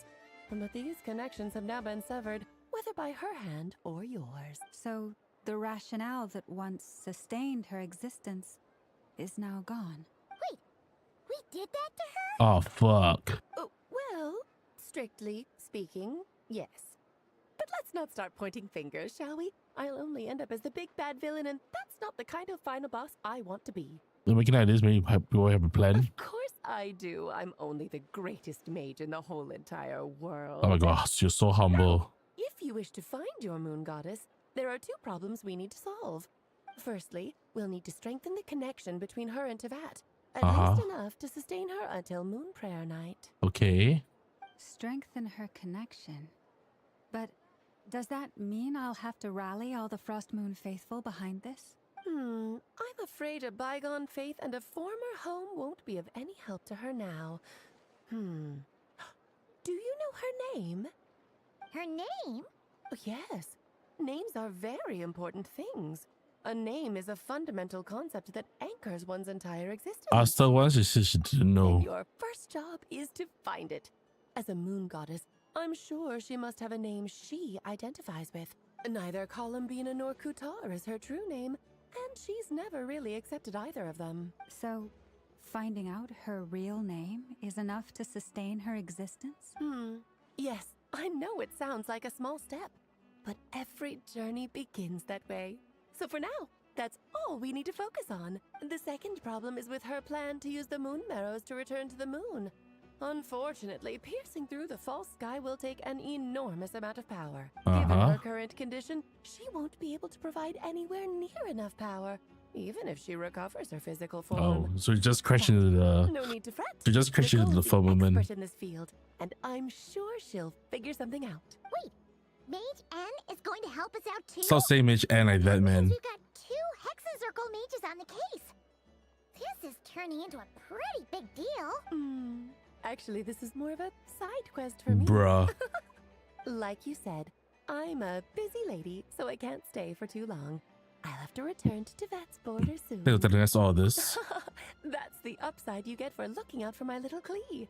Hopefully that will incentivize you to carry on keeping her company in the future. Yeah, join her for all her terrorist attempts. You'd better get moving. It will take quite a miracle for the moon goddess's consciousness to hold out till Moon Prayer Night.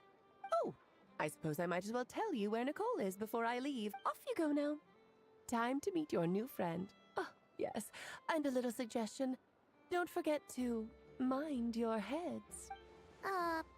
What? I wonder how Durin's doing. I should really go see him before I head back. You really are super busy. I most certainly am. There's so many children I have to keep tabs on just in Mondstadt. Durin, Albedo, Venti, Varka. Some unexpected names in there. We didn't make the list, huh? Of course not. Klee is my pride and joy. I have no qualms about her, because she's the best child in the whole wide world. Yep. Klee's a little angel. I'm glad you agree. Well, all the best. See you when I see you.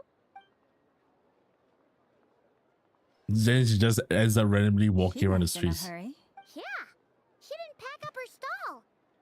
Should we handle it for her? Nah. I must say, I'm now very curious about her daughter. Klee, wasn't it? What's she like? A terrorist. That's a long story. Come on, we'll fill you in as we go.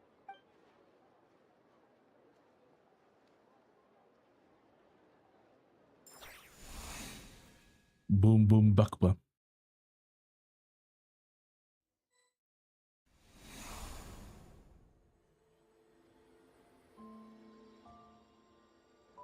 What a lovely place. I've never experienced Nasha Town like this before. Mm-hmm. Hey, you old geezer! Your hammer's rusted through! Who are you calling old geezer? Oh god. The guy with the bus looks old. Quarreling? This guy looks older, by the way. I'm looking right at him. You've really gone downhill since giving your daughter free reign in the workshop. Can you even swing a hammer anymore? It shouldn't take you days just to fix a single chair. You might as well use that hammer to massage my back for all the good it's doing. Don't run your mouth, or you'll get a back massage that'll put you in bed for the rest of your life. Look, the materials haven't arrived yet, all right? You know how busy it gets in the days before moon Bro prayer literally night. threatened the other Send all guy. the materials to your little princess. Blood's always thicker than water, huh?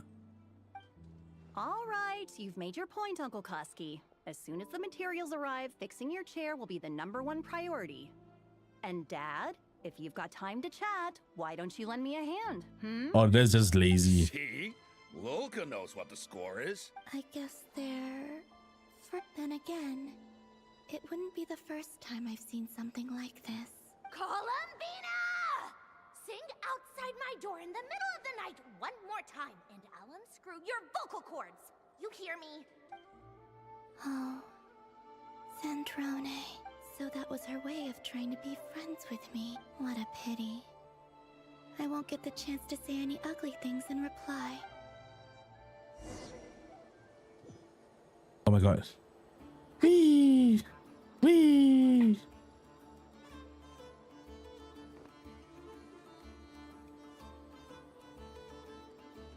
What the fuck?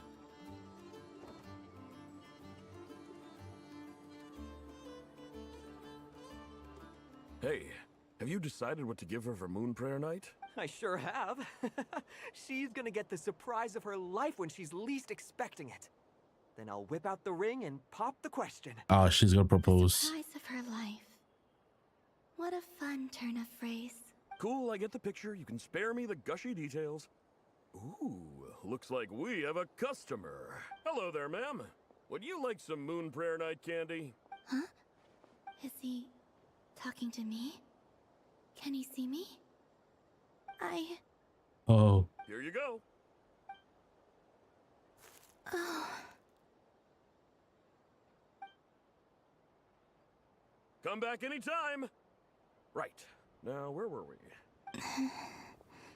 I don't know why, but I still held out hope.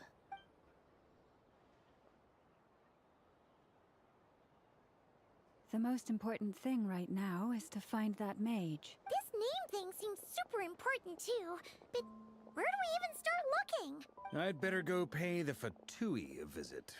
Oof.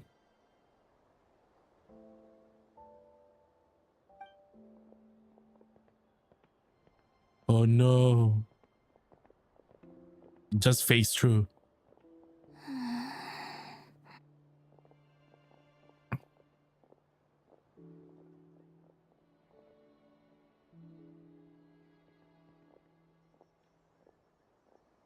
Columbina?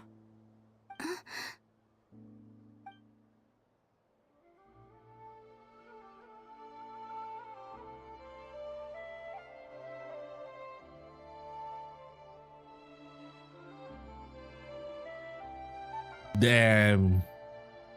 Felt a presence. Let's go! This is no time to be spacing out!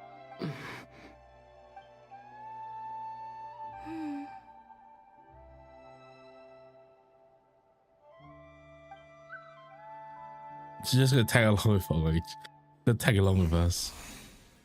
It's not so bad, just that's quite staying by the side like this.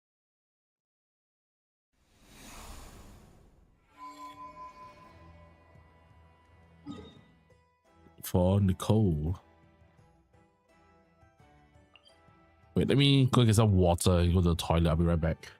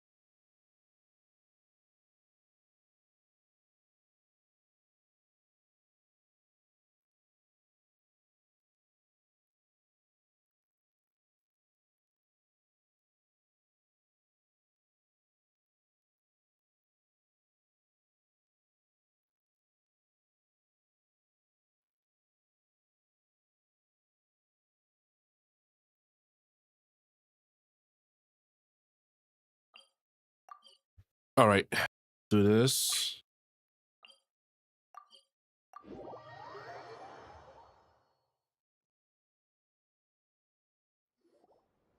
Where are they going? They mentioned a mage and a name? Mm-hmm. So, Mr. Varka, are you acquainted with this Nicole? Or should I call her Mage N? Ah, not really. We've never met, though she has come up in conversation. From what I've gathered, Alice kinda took Nicole under her wing. Taught her how to speak in a more ladylike fashion. That kind of thing. Mm-hmm. Huh. Hard to imagine Alice as an etiquette coach. Yeah. Alice is a larger-than-life personality, I'll give you that. But then again, that's why she's able to draw such an eclectic mix of people into her inner circle. If I remember correctly, being an interesting person is actually one of her main entry requirements. So, if you ever wanted to join the Hexenzirkel, I'm sure you'd both be eligible to apply. I'm eligible to apply. Don't go around making promises on Alice's behalf. I wouldn't dare. I'm just trying to paint a picture of the Hexenzirkel for you. Okay, sure. Anyway, since none of us have ever met Nicole, how are Oh, we my supposed to Nicole. find her? We can't just go up to every woman in sight and ask, "Hey, are you Nicole?" Maybe something she's wearing will give it away? Like, a wind bloom pinned to her chest or something. Wait a minute. Alice never said Nicole was from Mondstadt. Oh, true. That would be this young lady, then? Hmm. Holy shit. Hey there. Sorry to disturb you, but are you Miss Nicole? Varka, Knight of Boreas of the Knights of Favonius. Alice might have mentioned me before. Mm-mm. Oh no. Have we got the wrong person? Sorry. Well, this is awkward. When I shook my head, I meant, no, Alice hasn't mentioned you before. Huh? Where is this voice coming from? My apologies. For certain reasons, I am unable to speak. This is the only way I can communicate with you. Oh. It might take some getting used to, but I hope you can understand. Hey, it's fine. I'm more shocked by the fact that Alice never speaks about me. What the fuck? As for you two, we have crossed paths twice before, but it is nonetheless a pleasure to finally meet you. It's really you! Thanks for all your guidance in the past! You're quite welcome. This time, things are different. We have reached the unwritten pages of the story. You might say that we stand at the crossroads of fate. Now then, allow me to formally introduce myself. My name is...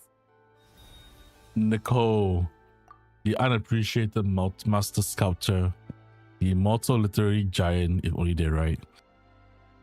The study angel, yet also an orator, the instant they utter a word.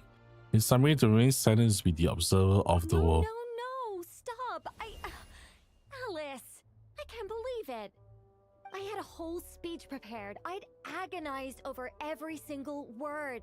She always picks the worst moments to ruin other people's plans. Damn it, Alice. I'm so sorry about that. Alice took the liberty of devising some bespoke self-introduction magic for each member of the Hexenzirkel. But I could have sworn I deleted all of the triggering conditions for it. How did it bypass everything? Oh gosh, this is so embarrassing. This is a very different side of Nicole than what we're used to. Is she not used to face-to-face interaction? I bet you your mind by one. Don't worry about it. We've seen that introduction magic once already, so it wasn't too much of a shock. Mm-hmm. Please go on, Miss Nicole. We'd love to hear what you have to say, or, well, communicate. I just make her that she's mute. Are they talking to this lady? But... Will you all promise to forget that horrendously embarrassing introduction? Sorry? Embarrassing? When? No matter whether I hooked up just now, I saw Angel. Yes. My name is Nicole, and I am one of a very few angels who have retained both their preferred form and their power. All right, so it's confirmed. An angel. The Traveler and Paimon should be no strangers to this concept. There is another of our kind in Natlan. They call her the Lord of the Night. Oh my god, the white yo. Yes. Well, I have retained more of my power than she. It's because I don't have a long-term duty to fulfill. To be more specific, no. We'll be here all day if I get into the specifics. Moving on. If I'm not mistaken, you are here because you wish to learn how one might reach the moon beyond the sky. That's right. Is that something you can give us any guidance on? Mm-hmm. Yes, I do know a way. It began with the Hyperboreans, who lived after the War of Funerary Flame. Blank looks. Maybe I should start with the background of the war. Or maybe not. It should be an What is issue. Columbina doing? I'll fill in the gaps for you when we have more time. Anyway, after that war ended, the three moons retreated to beyond the false sky. The Hyperboreans were humans I once aided. They accepted the civilization and creations bestowed upon them by the angels. But despite accepting many blessings of the angels, many among them still held on to their faith in the moons. They were reluctant to accept the new order. Even after the War of Funerary Flame, What's Columbina doing? they sought to contact the moon goddesses beyond the sky and receive their guidance. But all three had passed away by that point. This mage has a unique method of communicating. Is she talking about the moons? Yes, but they did not know. And so, still they prayed for the moon goddess's mercy. Okay. After building titanic structures that consumed vast amounts of Kuvaki, at last they glimpsed the moons and heard their voices. But of course, they were gravely disappointed. For it was then that they realized the three moon goddesses were dead. Oh, that's such a sad story. It is. Humanity was in a very sorry state at that time. The angels who had once aided them were gone, and the War of Funerary Flames had left them homeless and destitute. Just a second, I gotta ask. How relevant is all this history to the task at hand? Well, I mean, it's... Okay, it seems we've drifted into irrelevant narrative waters. It's been a while since I've had the chance to speak inside someone's head. As soon as I got started, I lost control, and the words just flowed out like a waterfall. What I'm trying to say is...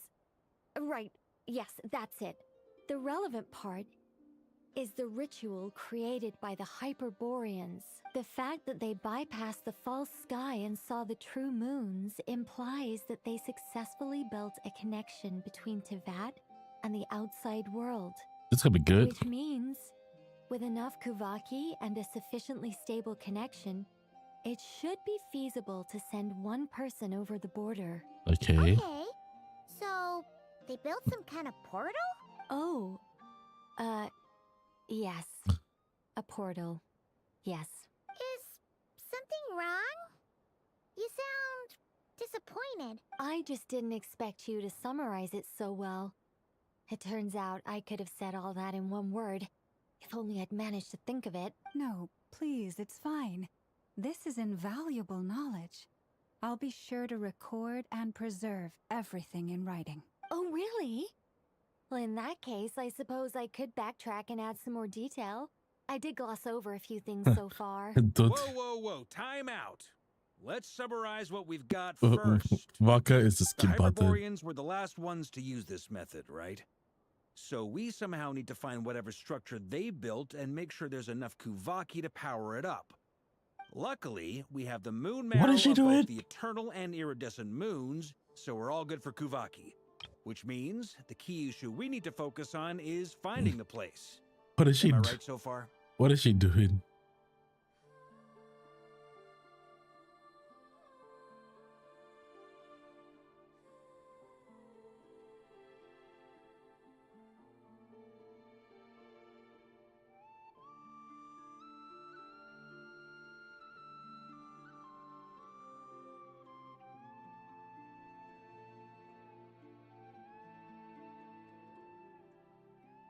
Okay.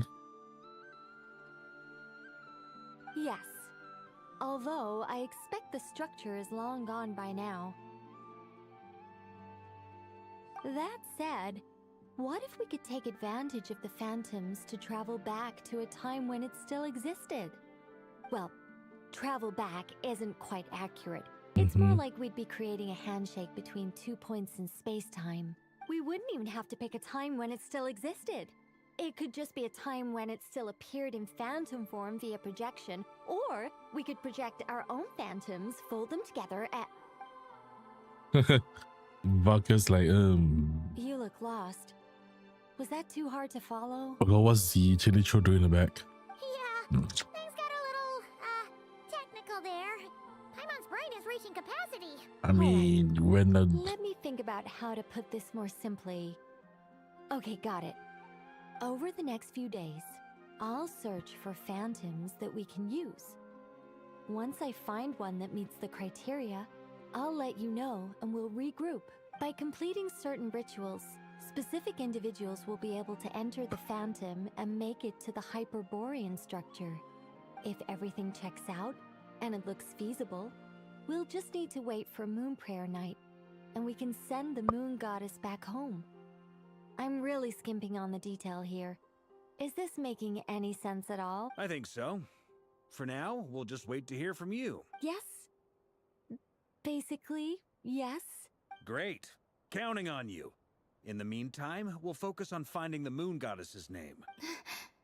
My name? Are they looking for a way to stop me from disappearing? Excuse me, Miss... Go on, Miss Nicole. This conversation was a little all over the place. I didn't catch your name. I am Lauma, of the Frost Moon Scion. Ah, I did wonder. I noticed that you listened very intently when I spoke about Hyperborea and the moon's history. If you'd be interested, I'd love to visit you this evening and go through it again in greater detail. What? Also, if you were serious about making a record, it would be too risky to simply write down the raw details as is. I would suggest some tweaks. Maybe rewrite the stories as fairy tales or fables, perhaps even prayers. Anyway, we can cross that bridge when we come to it. So, see you later then? Oh, and no need to prepare anything. Just a cup of tea will do. See ya! They're all in like tea, huh? She seems friendly. It's just... It's so nice to find someone who's actually willing to listen. I've been dying for a chance to finally go through all this systematically from start to finish. Any longer and I'd probably start forgetting it. Oh. Now Paimon gets why Alice told us to mind our heads. What did I tell you? A lot of quirky people in Alice's orbit. Now then, the next order of business is, where do we start looking for them? Oops. Maybe the rest of what Nicole has to say might give us some clues. Once I've heard her out, I'll summarize the salient points and share them with you all. I'm also inclined to review our other documents. Yes, our faith was first established by our Hyperborean ancestors, but many of the more factually accurate records are from after Kutar's birth. Oh, actually, for three might know something too. Sounds like we're gonna follow Columbina's journey through Devat, huh? In that case, we'll start by heading to the Frost Moon Enclave. Sounds like a plan. Take this with you. I'll see about getting in touch with the Fatui. It'll probably just be Arlecchino and Sandroni again. They're the only ones who would want to help. Thank you, Mr. Varka. Don't mention. I should follow them.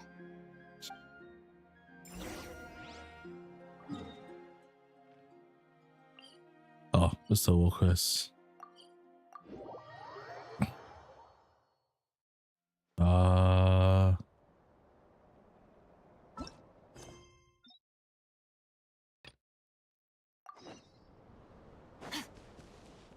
Oh. I'm dumb. Okay, I just teleported to the A while enclave. ago, I took the time to organize all documents in our possession that pertain to Kutar. What you see here is the material I consider reliable. You're saying there's unreliable material too? Yes. Most of the information we have was transmitted through an oral tradition. Inevitably, some of her stories were mythologized and deified over the years through countless retellings. That's why I organized them into reliable and unreliable. Okay. There's no sense seeking answers in history unless we can ensure the veracity of the historical record. It's true. Alright, let's take a look through.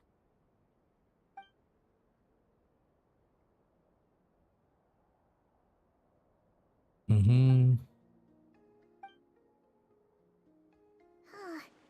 Almost all these records refer to Kutar instead of Columbina. Although neither of those is her real name. Paimon's not sure what point she's trying to make. What we can gather from these records is that the Frost Moon Scions worshipped her as a god, placing impossible expectations upon her. I cannot fault them for their earnest faith, but for all their devotion, worshipping her day in, day out changed nothing. I imagine that none of it resonated with Columbina. It wouldn't surprise me if, even back then, she had already begun to reject the name Kutar and everything it represented. Mm-hmm. Lauma speaks the truth. When I heard them call upon Kutar with hope and expectation in their voices, they may as well have been calling upon somebody else.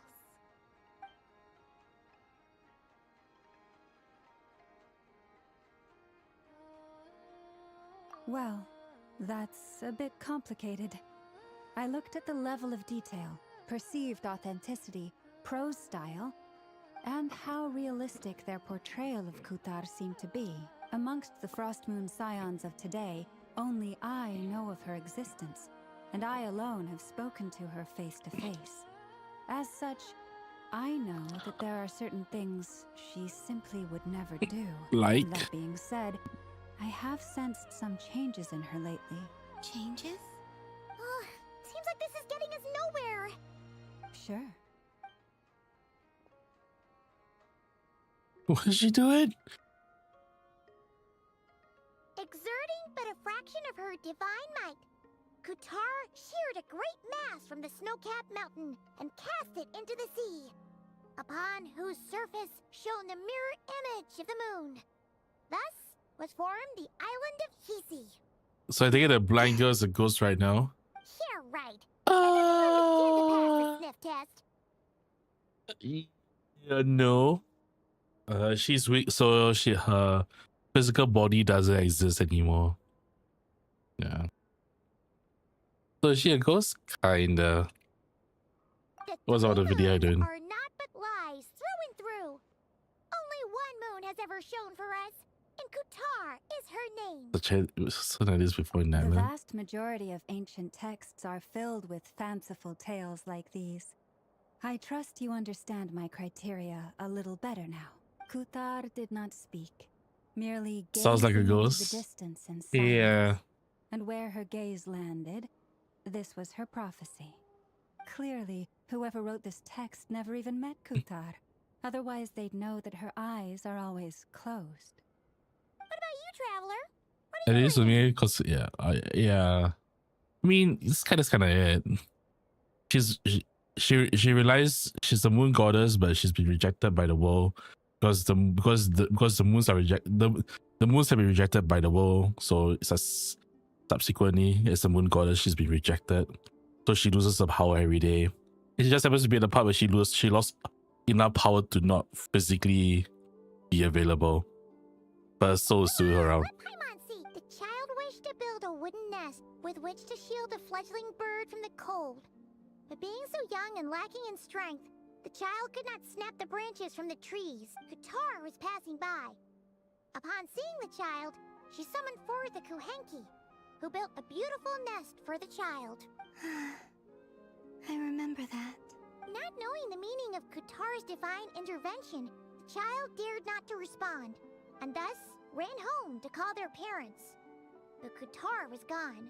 The moon chanter declared the event a miracle and took the nest as a relic, placing it on high. Oh my god, is that the actual nest? The child was named as one favored by the goddess and was greatly respected amongst the people. His name is Jesus Christ. I'm sorry. Miracles were Any thoughts after reading that? Yeah. Columbina probably just wanted to join the kid in making nests. Oh my god. Ah. Does she have ADHD? I had originally considered this a fabrication because Kuthar did not perform, but now that I think about it, it does seem like something Columbina would do. It's just that... She didn't know how other people would interpret her actions. She was probably worried about making things difficult for people. So, she gradually stopped joining in. Yes. Oh, that's so sad.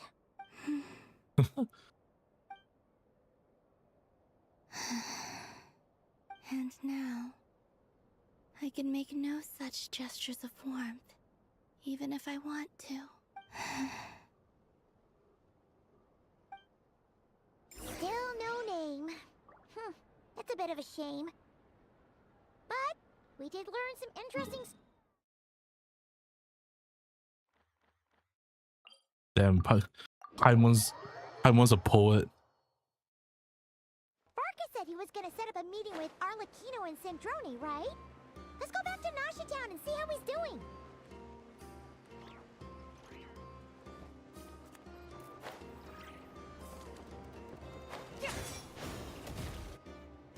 Let's see. There's Barca. How the hell did she get it before us? And Albedo too. Yeah, this is pretty much the same place we bumped into each other last time. I convinced them to stick around a little longer. We were all waiting on people, so I figured having a little company would help pass the time. Ah, so you've been waiting for us? Does this mean that you've already arranged things with the Fatui? Sure does. Now you're back, we can go meet up with them together. How'd your investigation at the Frost Moon Enclave go? Well, we didn't find out Columbina's true name. But apart from that, it went pretty well. That's stories for early days. Just as well that I didn't tag along then. I'm sure our moon goddess wouldn't want every man and his dog knowing all about her private life. Still, desperate times, desperate measures, I guess. Someone had to do it. So, Barca was waiting on us, but what about you two? Are you waiting for Alice? Oh, no. We already met with her. We discussed that experiment I mentioned to you last time. Oh, and she also handed me this communication device. Oh my god, Doroko. That's right. I understand she informed you about the relationship between the phantom phenomena and Tevat's borders, yes? She wants me to help her with some more experiments on that front. She said that she'll contact me through this device. Ah, I see. Following instructions and making observations. Pretty common research method. Takes me right back to Albedo's lab. Wait, then who exactly are you meeting? What goes it Flint's? Someone you know. Albedo's met him too. But I don't think Miss Lauma or the Grand Master have been introduced. Oh. Introductions are overrated. Especially in cases like this. Oh, goes Wonder. It's you! So, it's not like the academia has prohibitions against going abroad. Also, I applied for leave. I've been writing to Hat Guy since obtaining a human form. I've already brought him up to speed on everything that's been going on in Nodcry. Hat Guy? Turns out, I actually have heard that name before. Oh my god, Scaramouche. Then why did you react the same way I did? I only knew the name, not the fella. But since we're all here, let's do some introductions for what it's worth. I'm Varka, Grand Master of the Knights of Favonius. Lauma, Moon Chanter of the Frost Moon Scions. And I'm a Driosh from the Vahumana Darshan of the Sumeru Academia. Hat Guy. Oh my god. Good to see you again, Mr. Guy. I believe we last saw each other on the boat ride here. He'll not cry together. Mind you, the only reason I came here is because there's someone I want to look into. Dottore. The Doctor, also known as Dottore, second of the Fatui Harbingers. This is, I thought. From the tone of your voice, it sounds like there's bad blood between you. Bad blood is like. I was reviewing our archives and noticed that a lot of information about him was missing. Left a bad taste in my mouth. That's all there is to it. Dottore, or Zondik, as he was then known. Once Oh god, every bad guy nowadays is called Zandig. before he could graduate. So the Harbinger's #2 man is a college dropout? How embarrassing for them. Last we heard, he was planning something. We actually heard that a few times before, even coming to Notcry. But we haven't seen a trace of him since we got here. He only appears when something interests him. For all we know, he might have left already. But the fact he did something here at all is worth noting. It'll fill a couple extra lines in his file. Why does it sound less like a file you're writing and more like a criminal record? Anyway, we were just about to meet 2 of the other Harbingers. Want to come along? You might learn a thing or two about him there. Sure. Even though they're Harbingers, well, they're old acquaintances of ours, so, you know, when you talk to them, try to be... I got it. The Frost Moon Scion's relations with the Fatui remain tense. Forgive me if I do not attend. In that case, we'll continue assisting Miss Alice with her experiments. Good stuff. Everyone's having a fruitful time. All right, we better get going. I'll lead the way.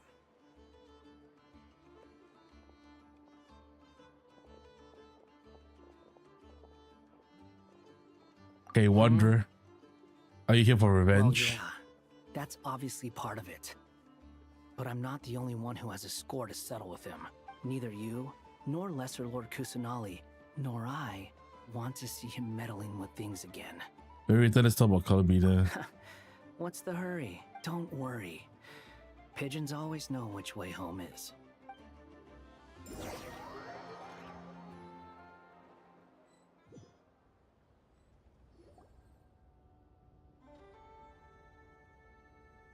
You made it. Who is this? A scholar from Sumeru. They call him Hat Guy. He's an old friend of the Travelers.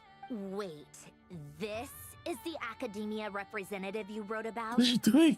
He doesn't exactly look the part. I believe this will prove my identity. You'll notice it bears the seal of the Sanctuary of Surasthana. Well, what do you know? So it does. All right then. My mistake. It's fine. I expected as much. What? So as I mentioned in my letter, the Academia's got its eyes on Dottore, but this matter remains top secret. Apart from those assisting in the investigation, the fewer people who know, the better. If anyone asks, I'm here in Notcry to pursue my personal academic interests. Gotta say, Barca, you did Oh my god, the boss is just right behind. under wraps for so long. Sounds like you got in touch with the academia about this way back. you The Harbingers, what reason do you have to disclose information about Dottore? Where do I even start? Remember that time we fought Rerir at Star Sand Shoal? He sure let me have it then, didn't he? I'll bet Dottore had that all sketched out, with me as his convenient little pawn. He could not care less about us if he tried, but hey! The feeling's mutual. Everyone hates Dottore, Does man. Dottore really strike you as the sort who values his relationships with his colleagues? Oh. Fair point. Definitely not. Which is why I always keep my guard up whenever he starts making suspicious moves. To that extent, our motivations align. On top of which, I consider you trustworthy people. Damn. Now, back on topic. In the wake of the Reikir of Solnari episode, Sandrone and I grew suspicious about Dottore's complete inaction during the entire What's he doing? So we tried to find out what he'd been up to, but unfortunately to no avail. He never lets anyone in on his plans. The more he cares about something, the more secretive he gets. Indeed. Perhaps he believes that by keeping a low profile, he can avoid trouble. But that trick isn't going to work on his colleagues. Yeah, I mean, he's been researching the ancient moon's remnants. And he's been trying to get his paws on the moon marrows. Only an idiot would believe he doesn't have something more planned. With this in mind, I returned to Snezhnaya and relayed my thoughts to Her Majesty the Tsaritsa, entreating her to have him recalled. That's pretty direct. Did the Tsaritsa agree? Yes. I made it abundantly clear that the Fatui's business in Notcry is almost concluded, and we do not need 3 harbingers in this territory. Her Majesty concurred. Mhm. Accordingly, Dottore has returned at her orders.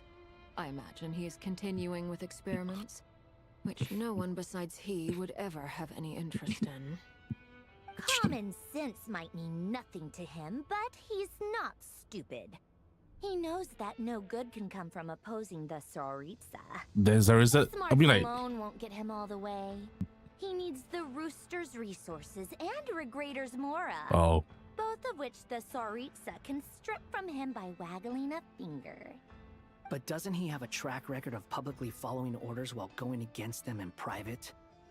He probably has it down to a fine art by now. Wouldn't put it past him. We worked together on a research project once. Only briefly. But it was enough to show me that we're fundamentally different people. He has no interest What are you in doing doing? things methodically, stage by stage. His thoughts jump all over the place, and the moment his curiosity is satisfied, or he gets the results he wants, he disappears.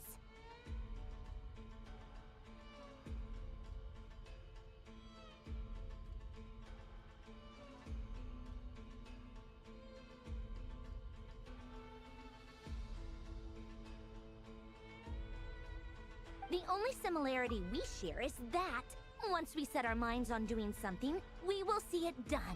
Whatever it takes. Oh, we definitely saw some of that in your battle with Rerir. You got so competitive. Hmm. Ugh, do not remind me. Then I believe we all concur. Dottore will not simply give up. Mm-hmm. Fantastic. Now this is turning into a whole day of unpleasant memories. Ugh. Are you talking about the moon marrow stuff? He also strikes me as the kind of person to disregard experimental regulations, ruin all the equipment, and go way over budget. Then leave the first person he can find to deal with the fallout. Exactly. This one time, he was running some high-temperature experiment and the substance exploded. But does he care? No. He orders his subordinates to open the device so he can observe the results, which causes the gas inside to leak out. That gas was poisonous. If I hadn't been there, who knows how many people might have died. And after all that, he left while I was still cleaning up after his mess. What a waste of time, he said. Waste of time? The nerve! He wasted my time! You've been bottling that up for a while, huh? Hat guy, I must say, you seem awfully familiar with internal Fatui affairs. Especially when it comes to Dottore. Thank you, Lady Harbingers, for providing such valuable information. I have no other questions for now, so I'll be on my way. Take the opportunity to bounce her. Wait, what? You're just gonna leave? You're welcome to join if you want. Oof. What a bitch boy. Ugh. Just when Paimon thought he'd finally mellowed out. He makes quite the impression. I'll say. I've met tons of headstrong people, but not many of them would join me in bad-mouthing Dottore. Anyway, back to the main agenda. Barca, you said that Columbina has gone missing? Or rather, disappeared. Yeah. We're working on building a connection between her and this world. The simplest method is to find out her real name. I've actually asked her that question before, but she said she didn't know. Considering our relationship, I doubt she was lying to me. But what did she do while she was in Fatui? As far as I recall, she was never dispatched by Her Majesty to claim a gnosis or anything like that. The Tsaritsa's plans had long contained a place specifically for her. I always thought that was weird. What could she do that the rest of us couldn't? Knowing what we do now, it's probably something related to Kavaki, right? More than likely. When she first arrived, Columbina would often go to Her Majesty and ask when she could start the task assigned to her. But Her Majesty always gave the same reply. The time has not yet come.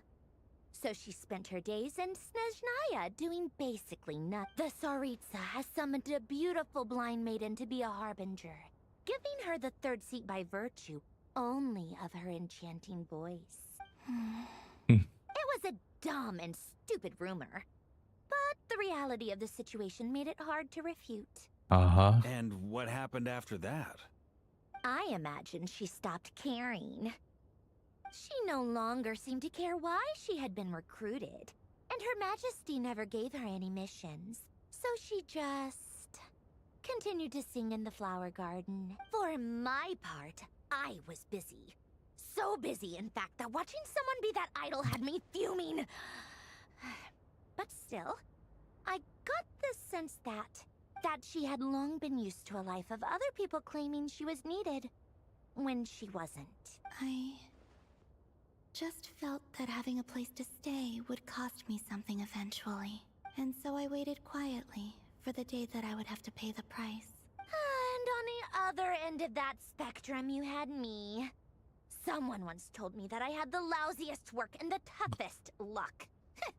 That's a good way of putting it. I forget who said it, but those words have always stuck with me. That's anyone that would say it, no wonder. But you've done your job exceptionally well all this time.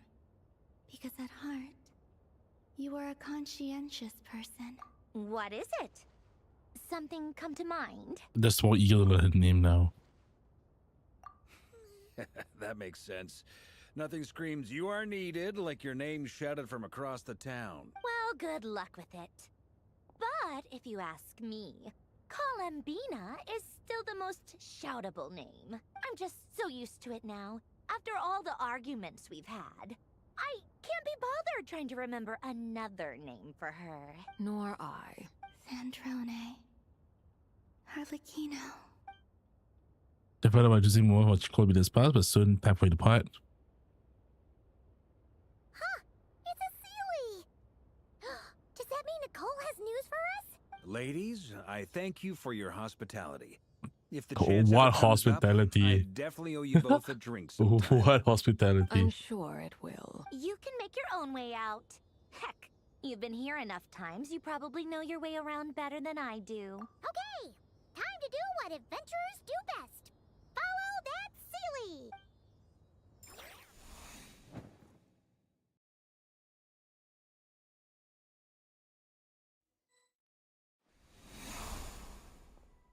Holy Here shit. you are.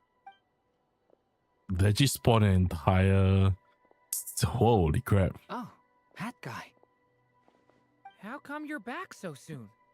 Did things go all right with the Fatui? Fine. Dottoro's been summoned home by the Tsaritsa. Couldn't get much more than that. How about you? Any progress with the investigation? Unfortunately not. We've tried everything. Different phantoms, different locations, different points in history. But the results were the same each... Abyssal monsters roaming the land. People crying out in despair, with no hope of being rescued. Every time I see it, I can't help but think. Is this what it was like in Mondstadt when Dragonspine Durin attacked? And if I fail in the task I've been given, will I create yet another tragedy? That's just meaningless speculation. When we encountered similar phenomena previously, I tried to interfere with those illusions, using sounds and lights to guide them. However, we could not change their fates. At most, we were able to extend their existences. The events of the past are like fate that has been written into Irminsul. There isn't a living thing in Tevat that can escape its past. But Miss Alice instructed us to try to find ways to change the outcome that these phantoms face. It's an impossible task.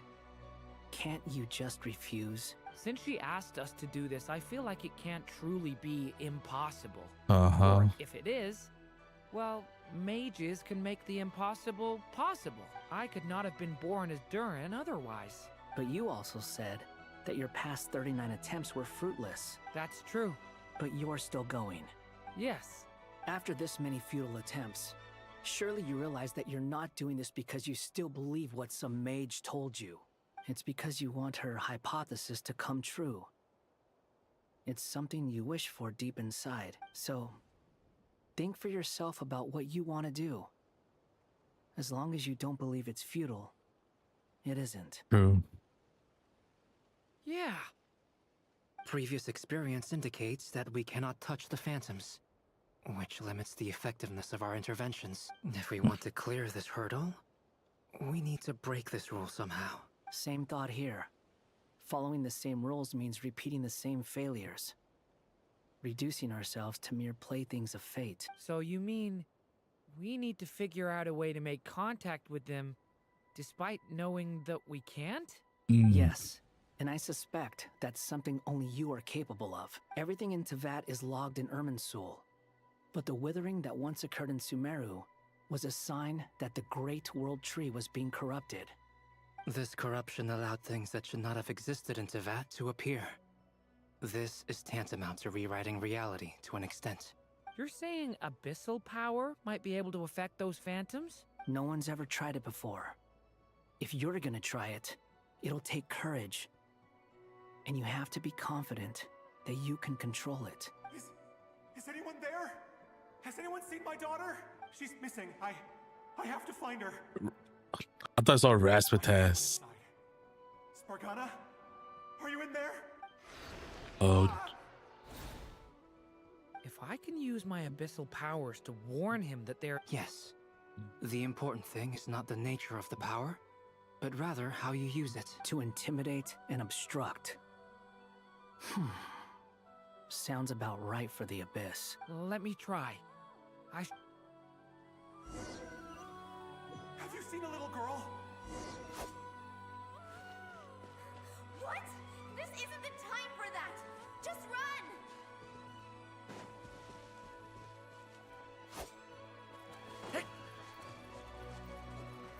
I hear someone inside. Spargana? Are you in there? Okay. What is this? Looks dangerous. I should get out of here.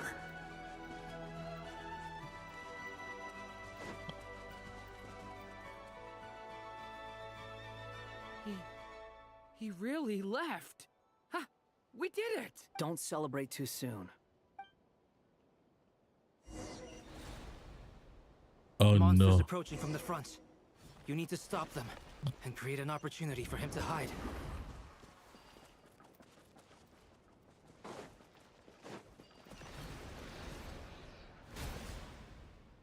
Well.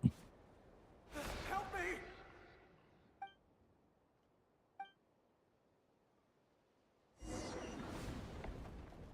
Monsters approaching from the front. You need to stop them and create an opportunity for him to hide.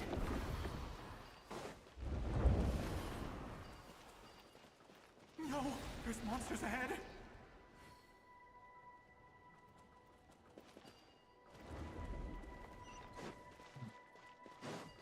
Wait, is that the barrier I saw earlier? Why is it appearing now? It's as if someone's controlling it.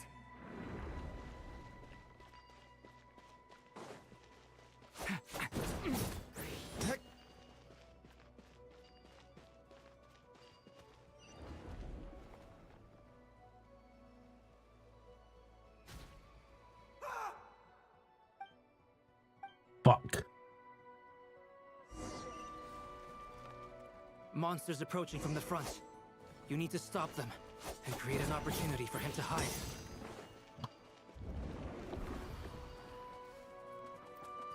No! There's monsters ahead!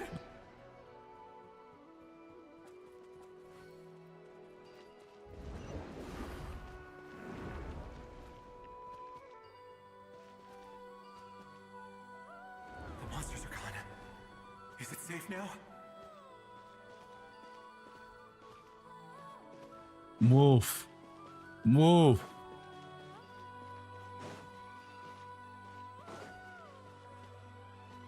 Wait, is that the barrier I saw earlier? Why is it appearing now? It's as if someone's controlling it.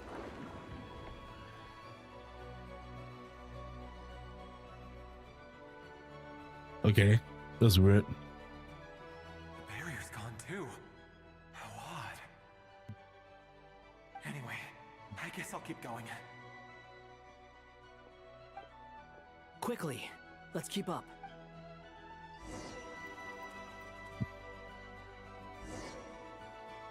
Wait, there was someone else here? Don't go any further. We've got anti-monster traps laid out everywhere. But my daughter must just be up ahead. I have to go. Okay. This way's blocked.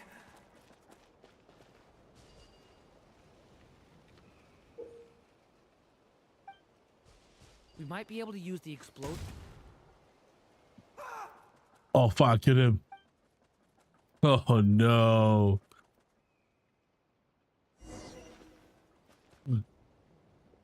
Oh god, I'm terrible. Wait, there was someone else here? Don't go any further. We've got anti-monster traps laid out everywhere. But my daughter must just be up ahead. I have to go. This way's blocked.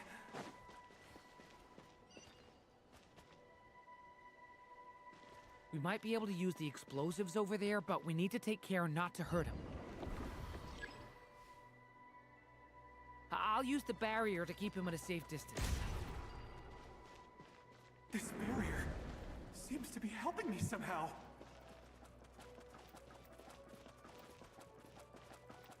Hey, wake up!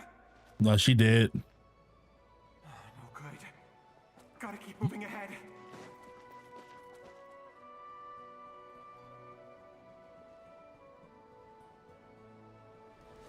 So many monsters! There's still a chance, Durin.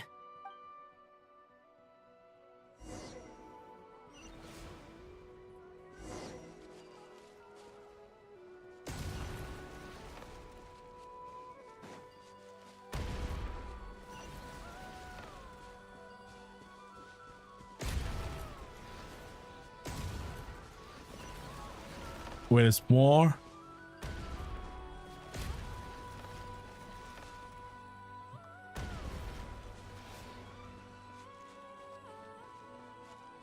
It is it. This is a new development. I've never seen this happen before. We might just be able to save this person.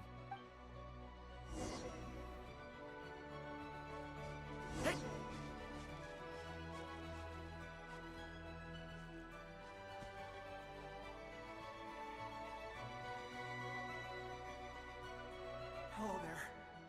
Have you seen my daughter? Spargana's her name.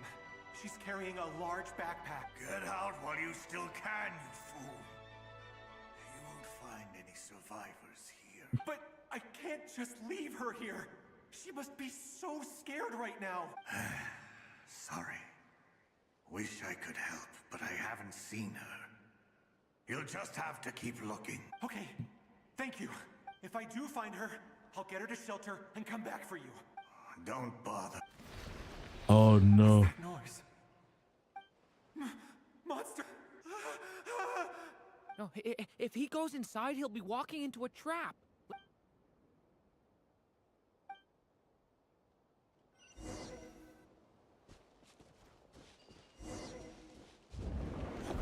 Why? How will I know where Spargana's gone like this? You know what? I'll trust this strange barrier. It's gotten me this far after all.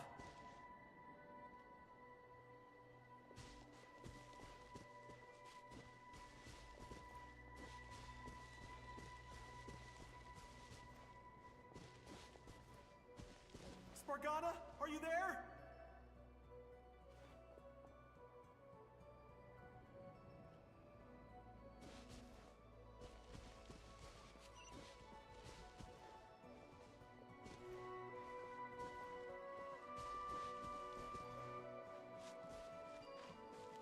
What? Hey! Let us out!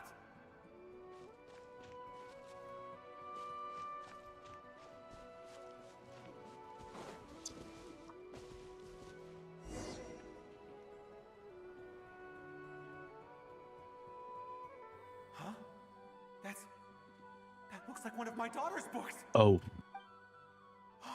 Thank you. Yes, it's one of hers for sure. That's her name on it right there. Durin, just like last time. Use the explosives. Boom boom.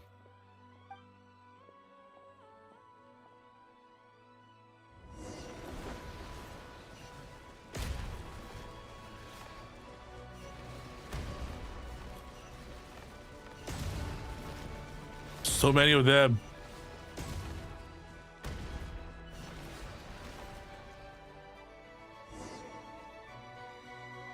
It won't work. There's not enough left. If he makes it in, he'll die. But then, this clue could be the key to him. It might not be the only one.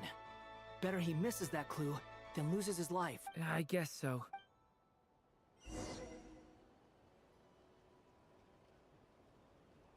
Stop him, Durin.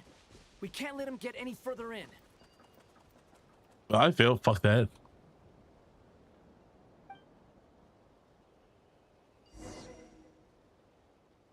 It won't work, but it might not be the only one. Better he misses that clue. I guess so.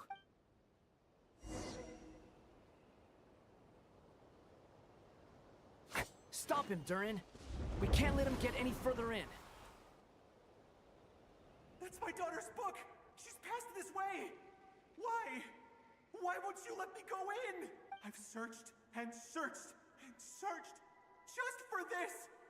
But how will I find her without any clues?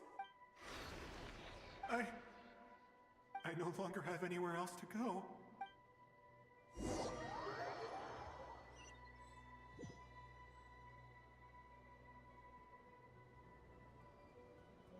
I'm sorry. I'm so sorry. He refuses to go anywhere else. Whether he opens this door or not, all that awaits him now is death.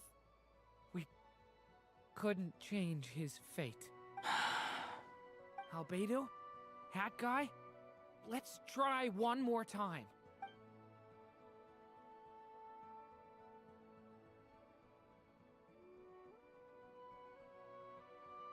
Why am I here? What's going on? All these scenes running through my head. Where are they from? Huh? What's going on? His reactions have changed. How many times have I... What's happening to me? Huh? Wait. Who are you? What's it glitching? You can see us? I feel like I always could, but that I only just realized you were there. I'm sorry, I don't know how to describe what I'm feeling, but you were the ones guiding me using that marked barrier, right? I haven't done anything yet, but those monsters, those deaths, they feel like memories. Like things I really did experience. I won't find my daughter. In fact, I'll ultimately die trying to find her. Isn't that right? No, it isn't. Yes, it is. Oh my god. Even so, we're trying to find a way out of this. You've not seen my daughter either, have you? It seems she really isn't here.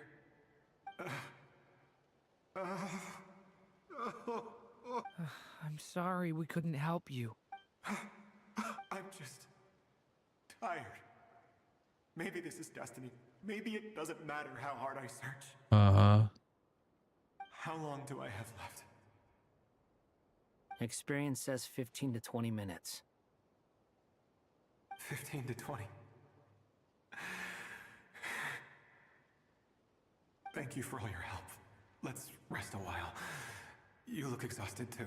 He looks like he's going through it, man. Now's not the time for you to start pitying us. It's not pity. I'm just realizing that I've only got 10 or so minutes left. You know?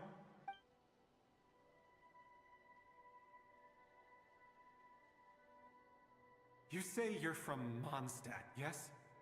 A place with windmills, where people enjoy limitless freedom? And you're from Sumeru, where they've built an academy into a giant tree? Yes. It seems you've never heard of either place. Those names are unknown to me, I'm afraid, yes. Have you heard of Hyperborea? I have, but I heard that it was destroyed in the distant past. I see. That was where my ancestors once lived. What about Delphi Pytho? Was it later rebuilt? Nah. I've never heard that name. Then what about Sal Vindaknir?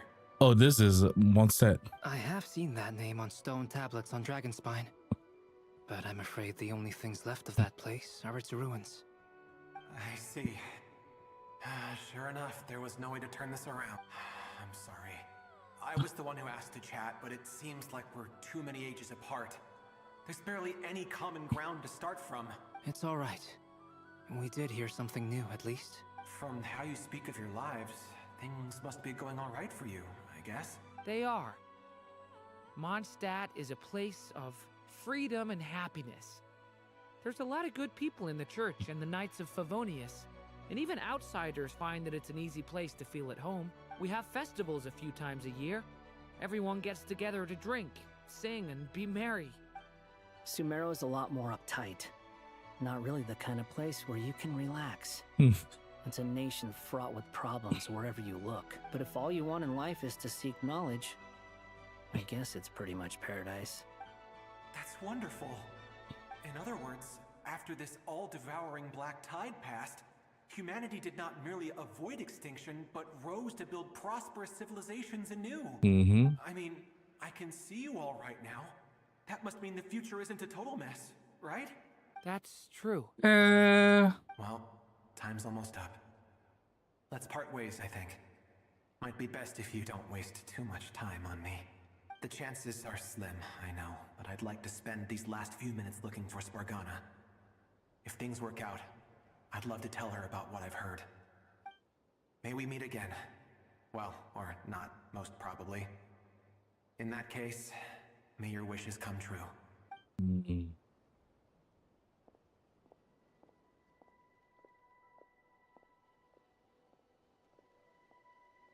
He's gone. In a few minutes, he will meet the end that was his to begin with. The ending of this tale did not change, but I believe that we've just made the most progress we have yet. May your wishes come true. If only it were so simple. Snap the Taurus neck. Cat guy, could I ask you a question? You've never talked about your past. It seems complicated, and it weighs heavily on you, too. Would you be willing to tell me about it?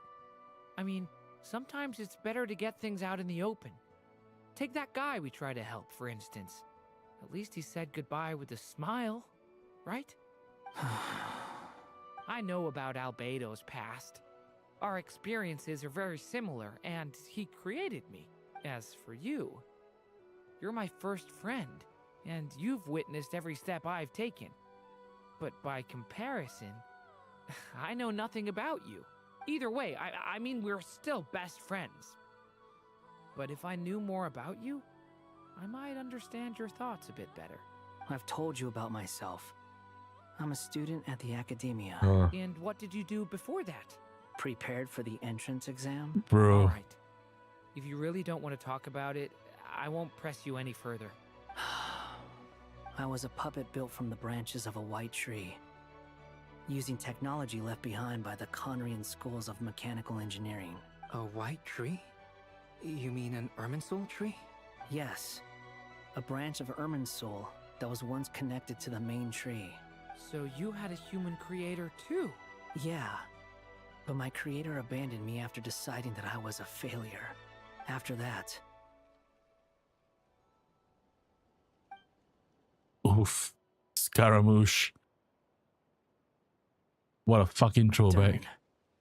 Resisting the influence of the abyss, suppressing the urge to destroy, trying to do the right thing. None of these things are easy, but no matter how hard they are, trying to rewrite past wrongs is far harder. You asked me if you would create a new tragedy if you failed. I told you there was no point speculating about that. But the real answer is, yes, you absolutely will. That guy. But at least you've got people here to help steer you away from the wrong path. So, just keep aiming towards the light. I will. I promise. All right, break time's over. Hello? Durin speaking. Hello, friends, it's me. What have you been up to, I'm detecting some unmistakable fluctuations here at the border. The amplitude isn't particularly high, but they're completely different signals from the ones before. And the scale is comparable to those I've detected previously. Alice, we were unable to save that person. However, he appears to have retained a portion of the memories gained through that cycle, and was able to hold a conversation with us. I see. Well, that is rather odd indeed. It definitely merits further attention. Could I trouble you to keep trying the same approach? I need to gather some more data. Counting on you. I should probably have Nicole come and check this out as well. Okay. Dude, that was the end of Act 5. Go. There you are. I was worried you might stop to collect treasure chests opened by the Seelie along the way. It would have taken you so much longer to get here. Another conversation I cannot hear. I am delighted to see that you understand what takes priority, and that your adventurer's instinct has not swayed your resolve. Really, I must applaud you for it. You should know. Paimon's head. Oh my Okay, god. I'll try and keep it short. My senses are telling me that this is where we shall find the entrance to the ruins. Oh, cool! Well, what are we waiting for? Let's open it up and see! Patience. This was a sanctuary of great importance to the Hyperboreans. A special process is required to open the gate. Oh! Like the place that housed the Eternal Moon's Marrow? It's very far making tricky gate puzzles. Okay, so what's the plan? Need us to do anything? And just the short version, if you can. Ah, all right then. I was planning to start with some background on the invention of these techniques. Are you sure you don't want to hear it? It's quite informative. Remember what you were saying about priorities? Fine.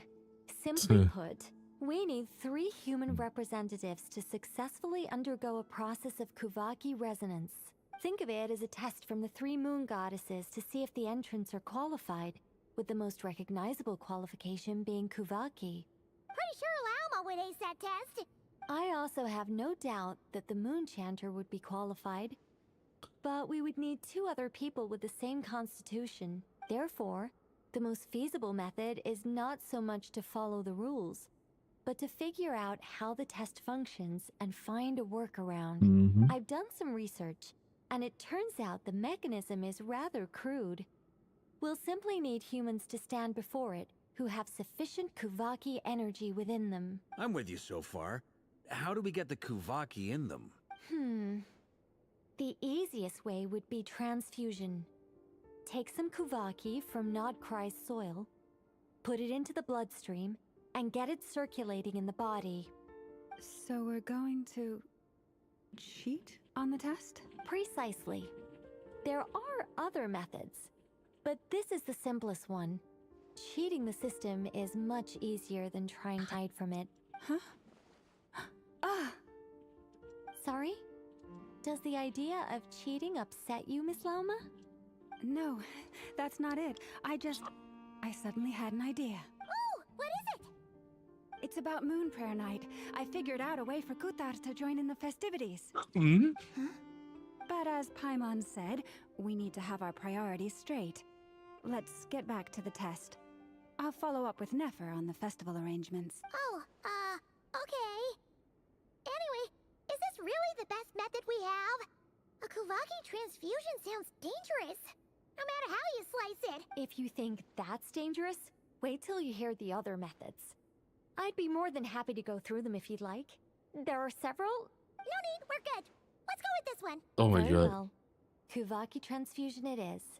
Now, I should mention that the risks can be greater or lower depending on individual compatibility. It would be rash to simply infuse the Kuvaki and hope for the best. If the body rejects it, the reaction can be quite severe. The symptoms are similar to another condition that some people living here suffer from, known as congenital Kuvaki sensitivity. So, before we execute our plan, I will perform a simple test of my own to see who is compatible and who is not. Once that is done, we will have to complete the resonance process as rapidly as possible.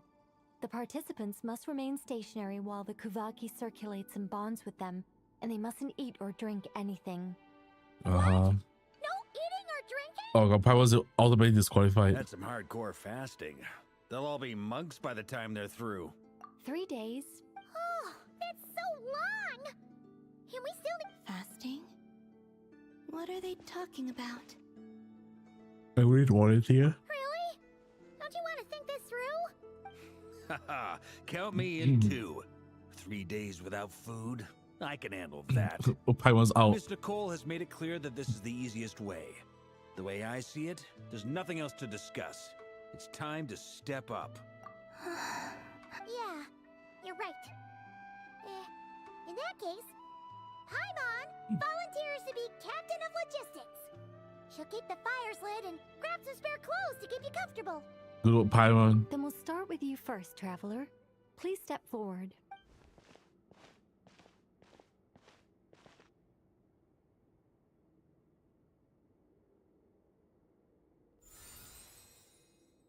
Oh, How's it going? Do you feel anything? nah. How about now?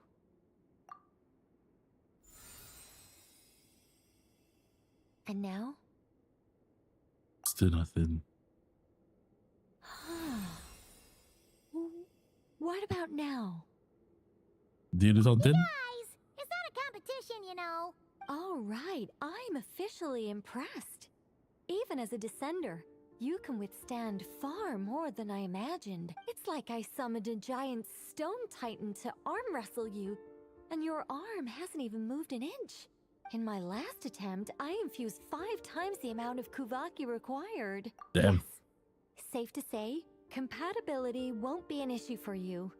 You're eligible to join. You're next, Mr. Varka. Sure, here goes nothing. All right. I'll start where we left off. 5 times the required Kuvaki dose. Oh, you're gonna kill him. Whoa, whoa, whoa, hey, wait a minute. How's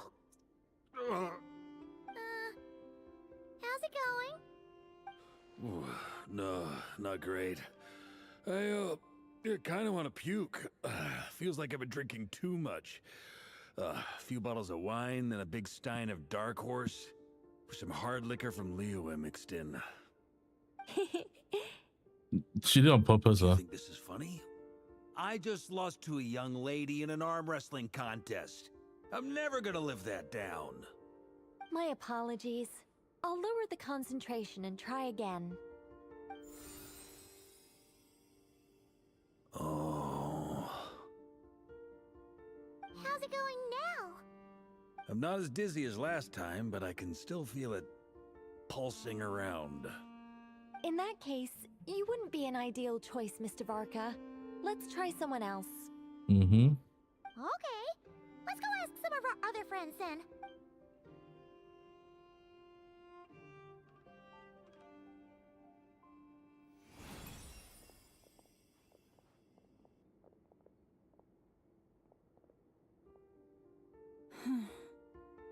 No surprises here, Miss Smoot.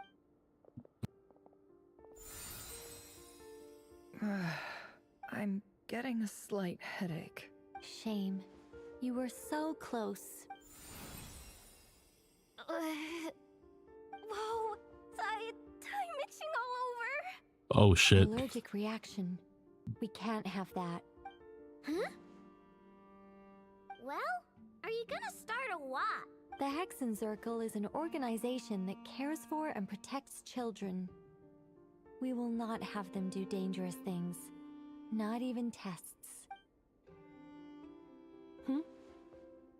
She's not even human. Is something the matter? The candidates have to be human. Oh, fuck. I guess that rules me out too. Huh. Everyone except the Moonshander got beaten. Guess I don't need to feel so bad after all. I mean, looks like this isn't gonna be as easy as we thought. Uh-huh. Perhaps I could ask for volunteers among the Frost Moon Scions. I'll see about talking to some trusted Lightkeeper colleagues. yt2 springs to mind. In fact, I think we had some former Frost Moon Scions join our ranks recently. Can you give me the scientific explanation for how the test works? I can probably make some kind of test bot. Then we can just zip through Nasha Town, going up to people and pressing a button to check their status. Wouldn't that be way easier? No. Wow! No elaboration for once. How about I contact the Knights of Favonia's garrison in the Wave Chaser plane? Shame that Lohan's already left. And that guy's even tougher than I am. Strange. The moon goddess is clearly revered by many people. So why is she on the brink of disappearing? She mentioned that the world has rejected her from the very beginning. And when we fought the Reikir of Solnari, it seemed like she exhausted her power for our sake. Also, Paimon's not sure revered is the right word for how people feel about her. Gratitude, certainly. For my part, anyway. It's basic reciprocity. She helped us, so she deserves our help in return. Yeah. Even though she looked like she didn't care, she still saved a ton of people, including me. A review of the relevant data leads me to conclude that Miss Columbina is a good person. Yep, you bet! They really think so? I'm super surprised that Columbina isn't her actual name, though. I think it really suits her. It's light and graceful and... yeah, just a really pretty name. I know, right? Unfortunately, that's not our decision to make. Columbina. That was the code name the Fatui gave me. But it also came up in the song I heard when I was born. But... is that really all there is to it? What do I truly think of my own name? Is there anyone left who will still call me by that name?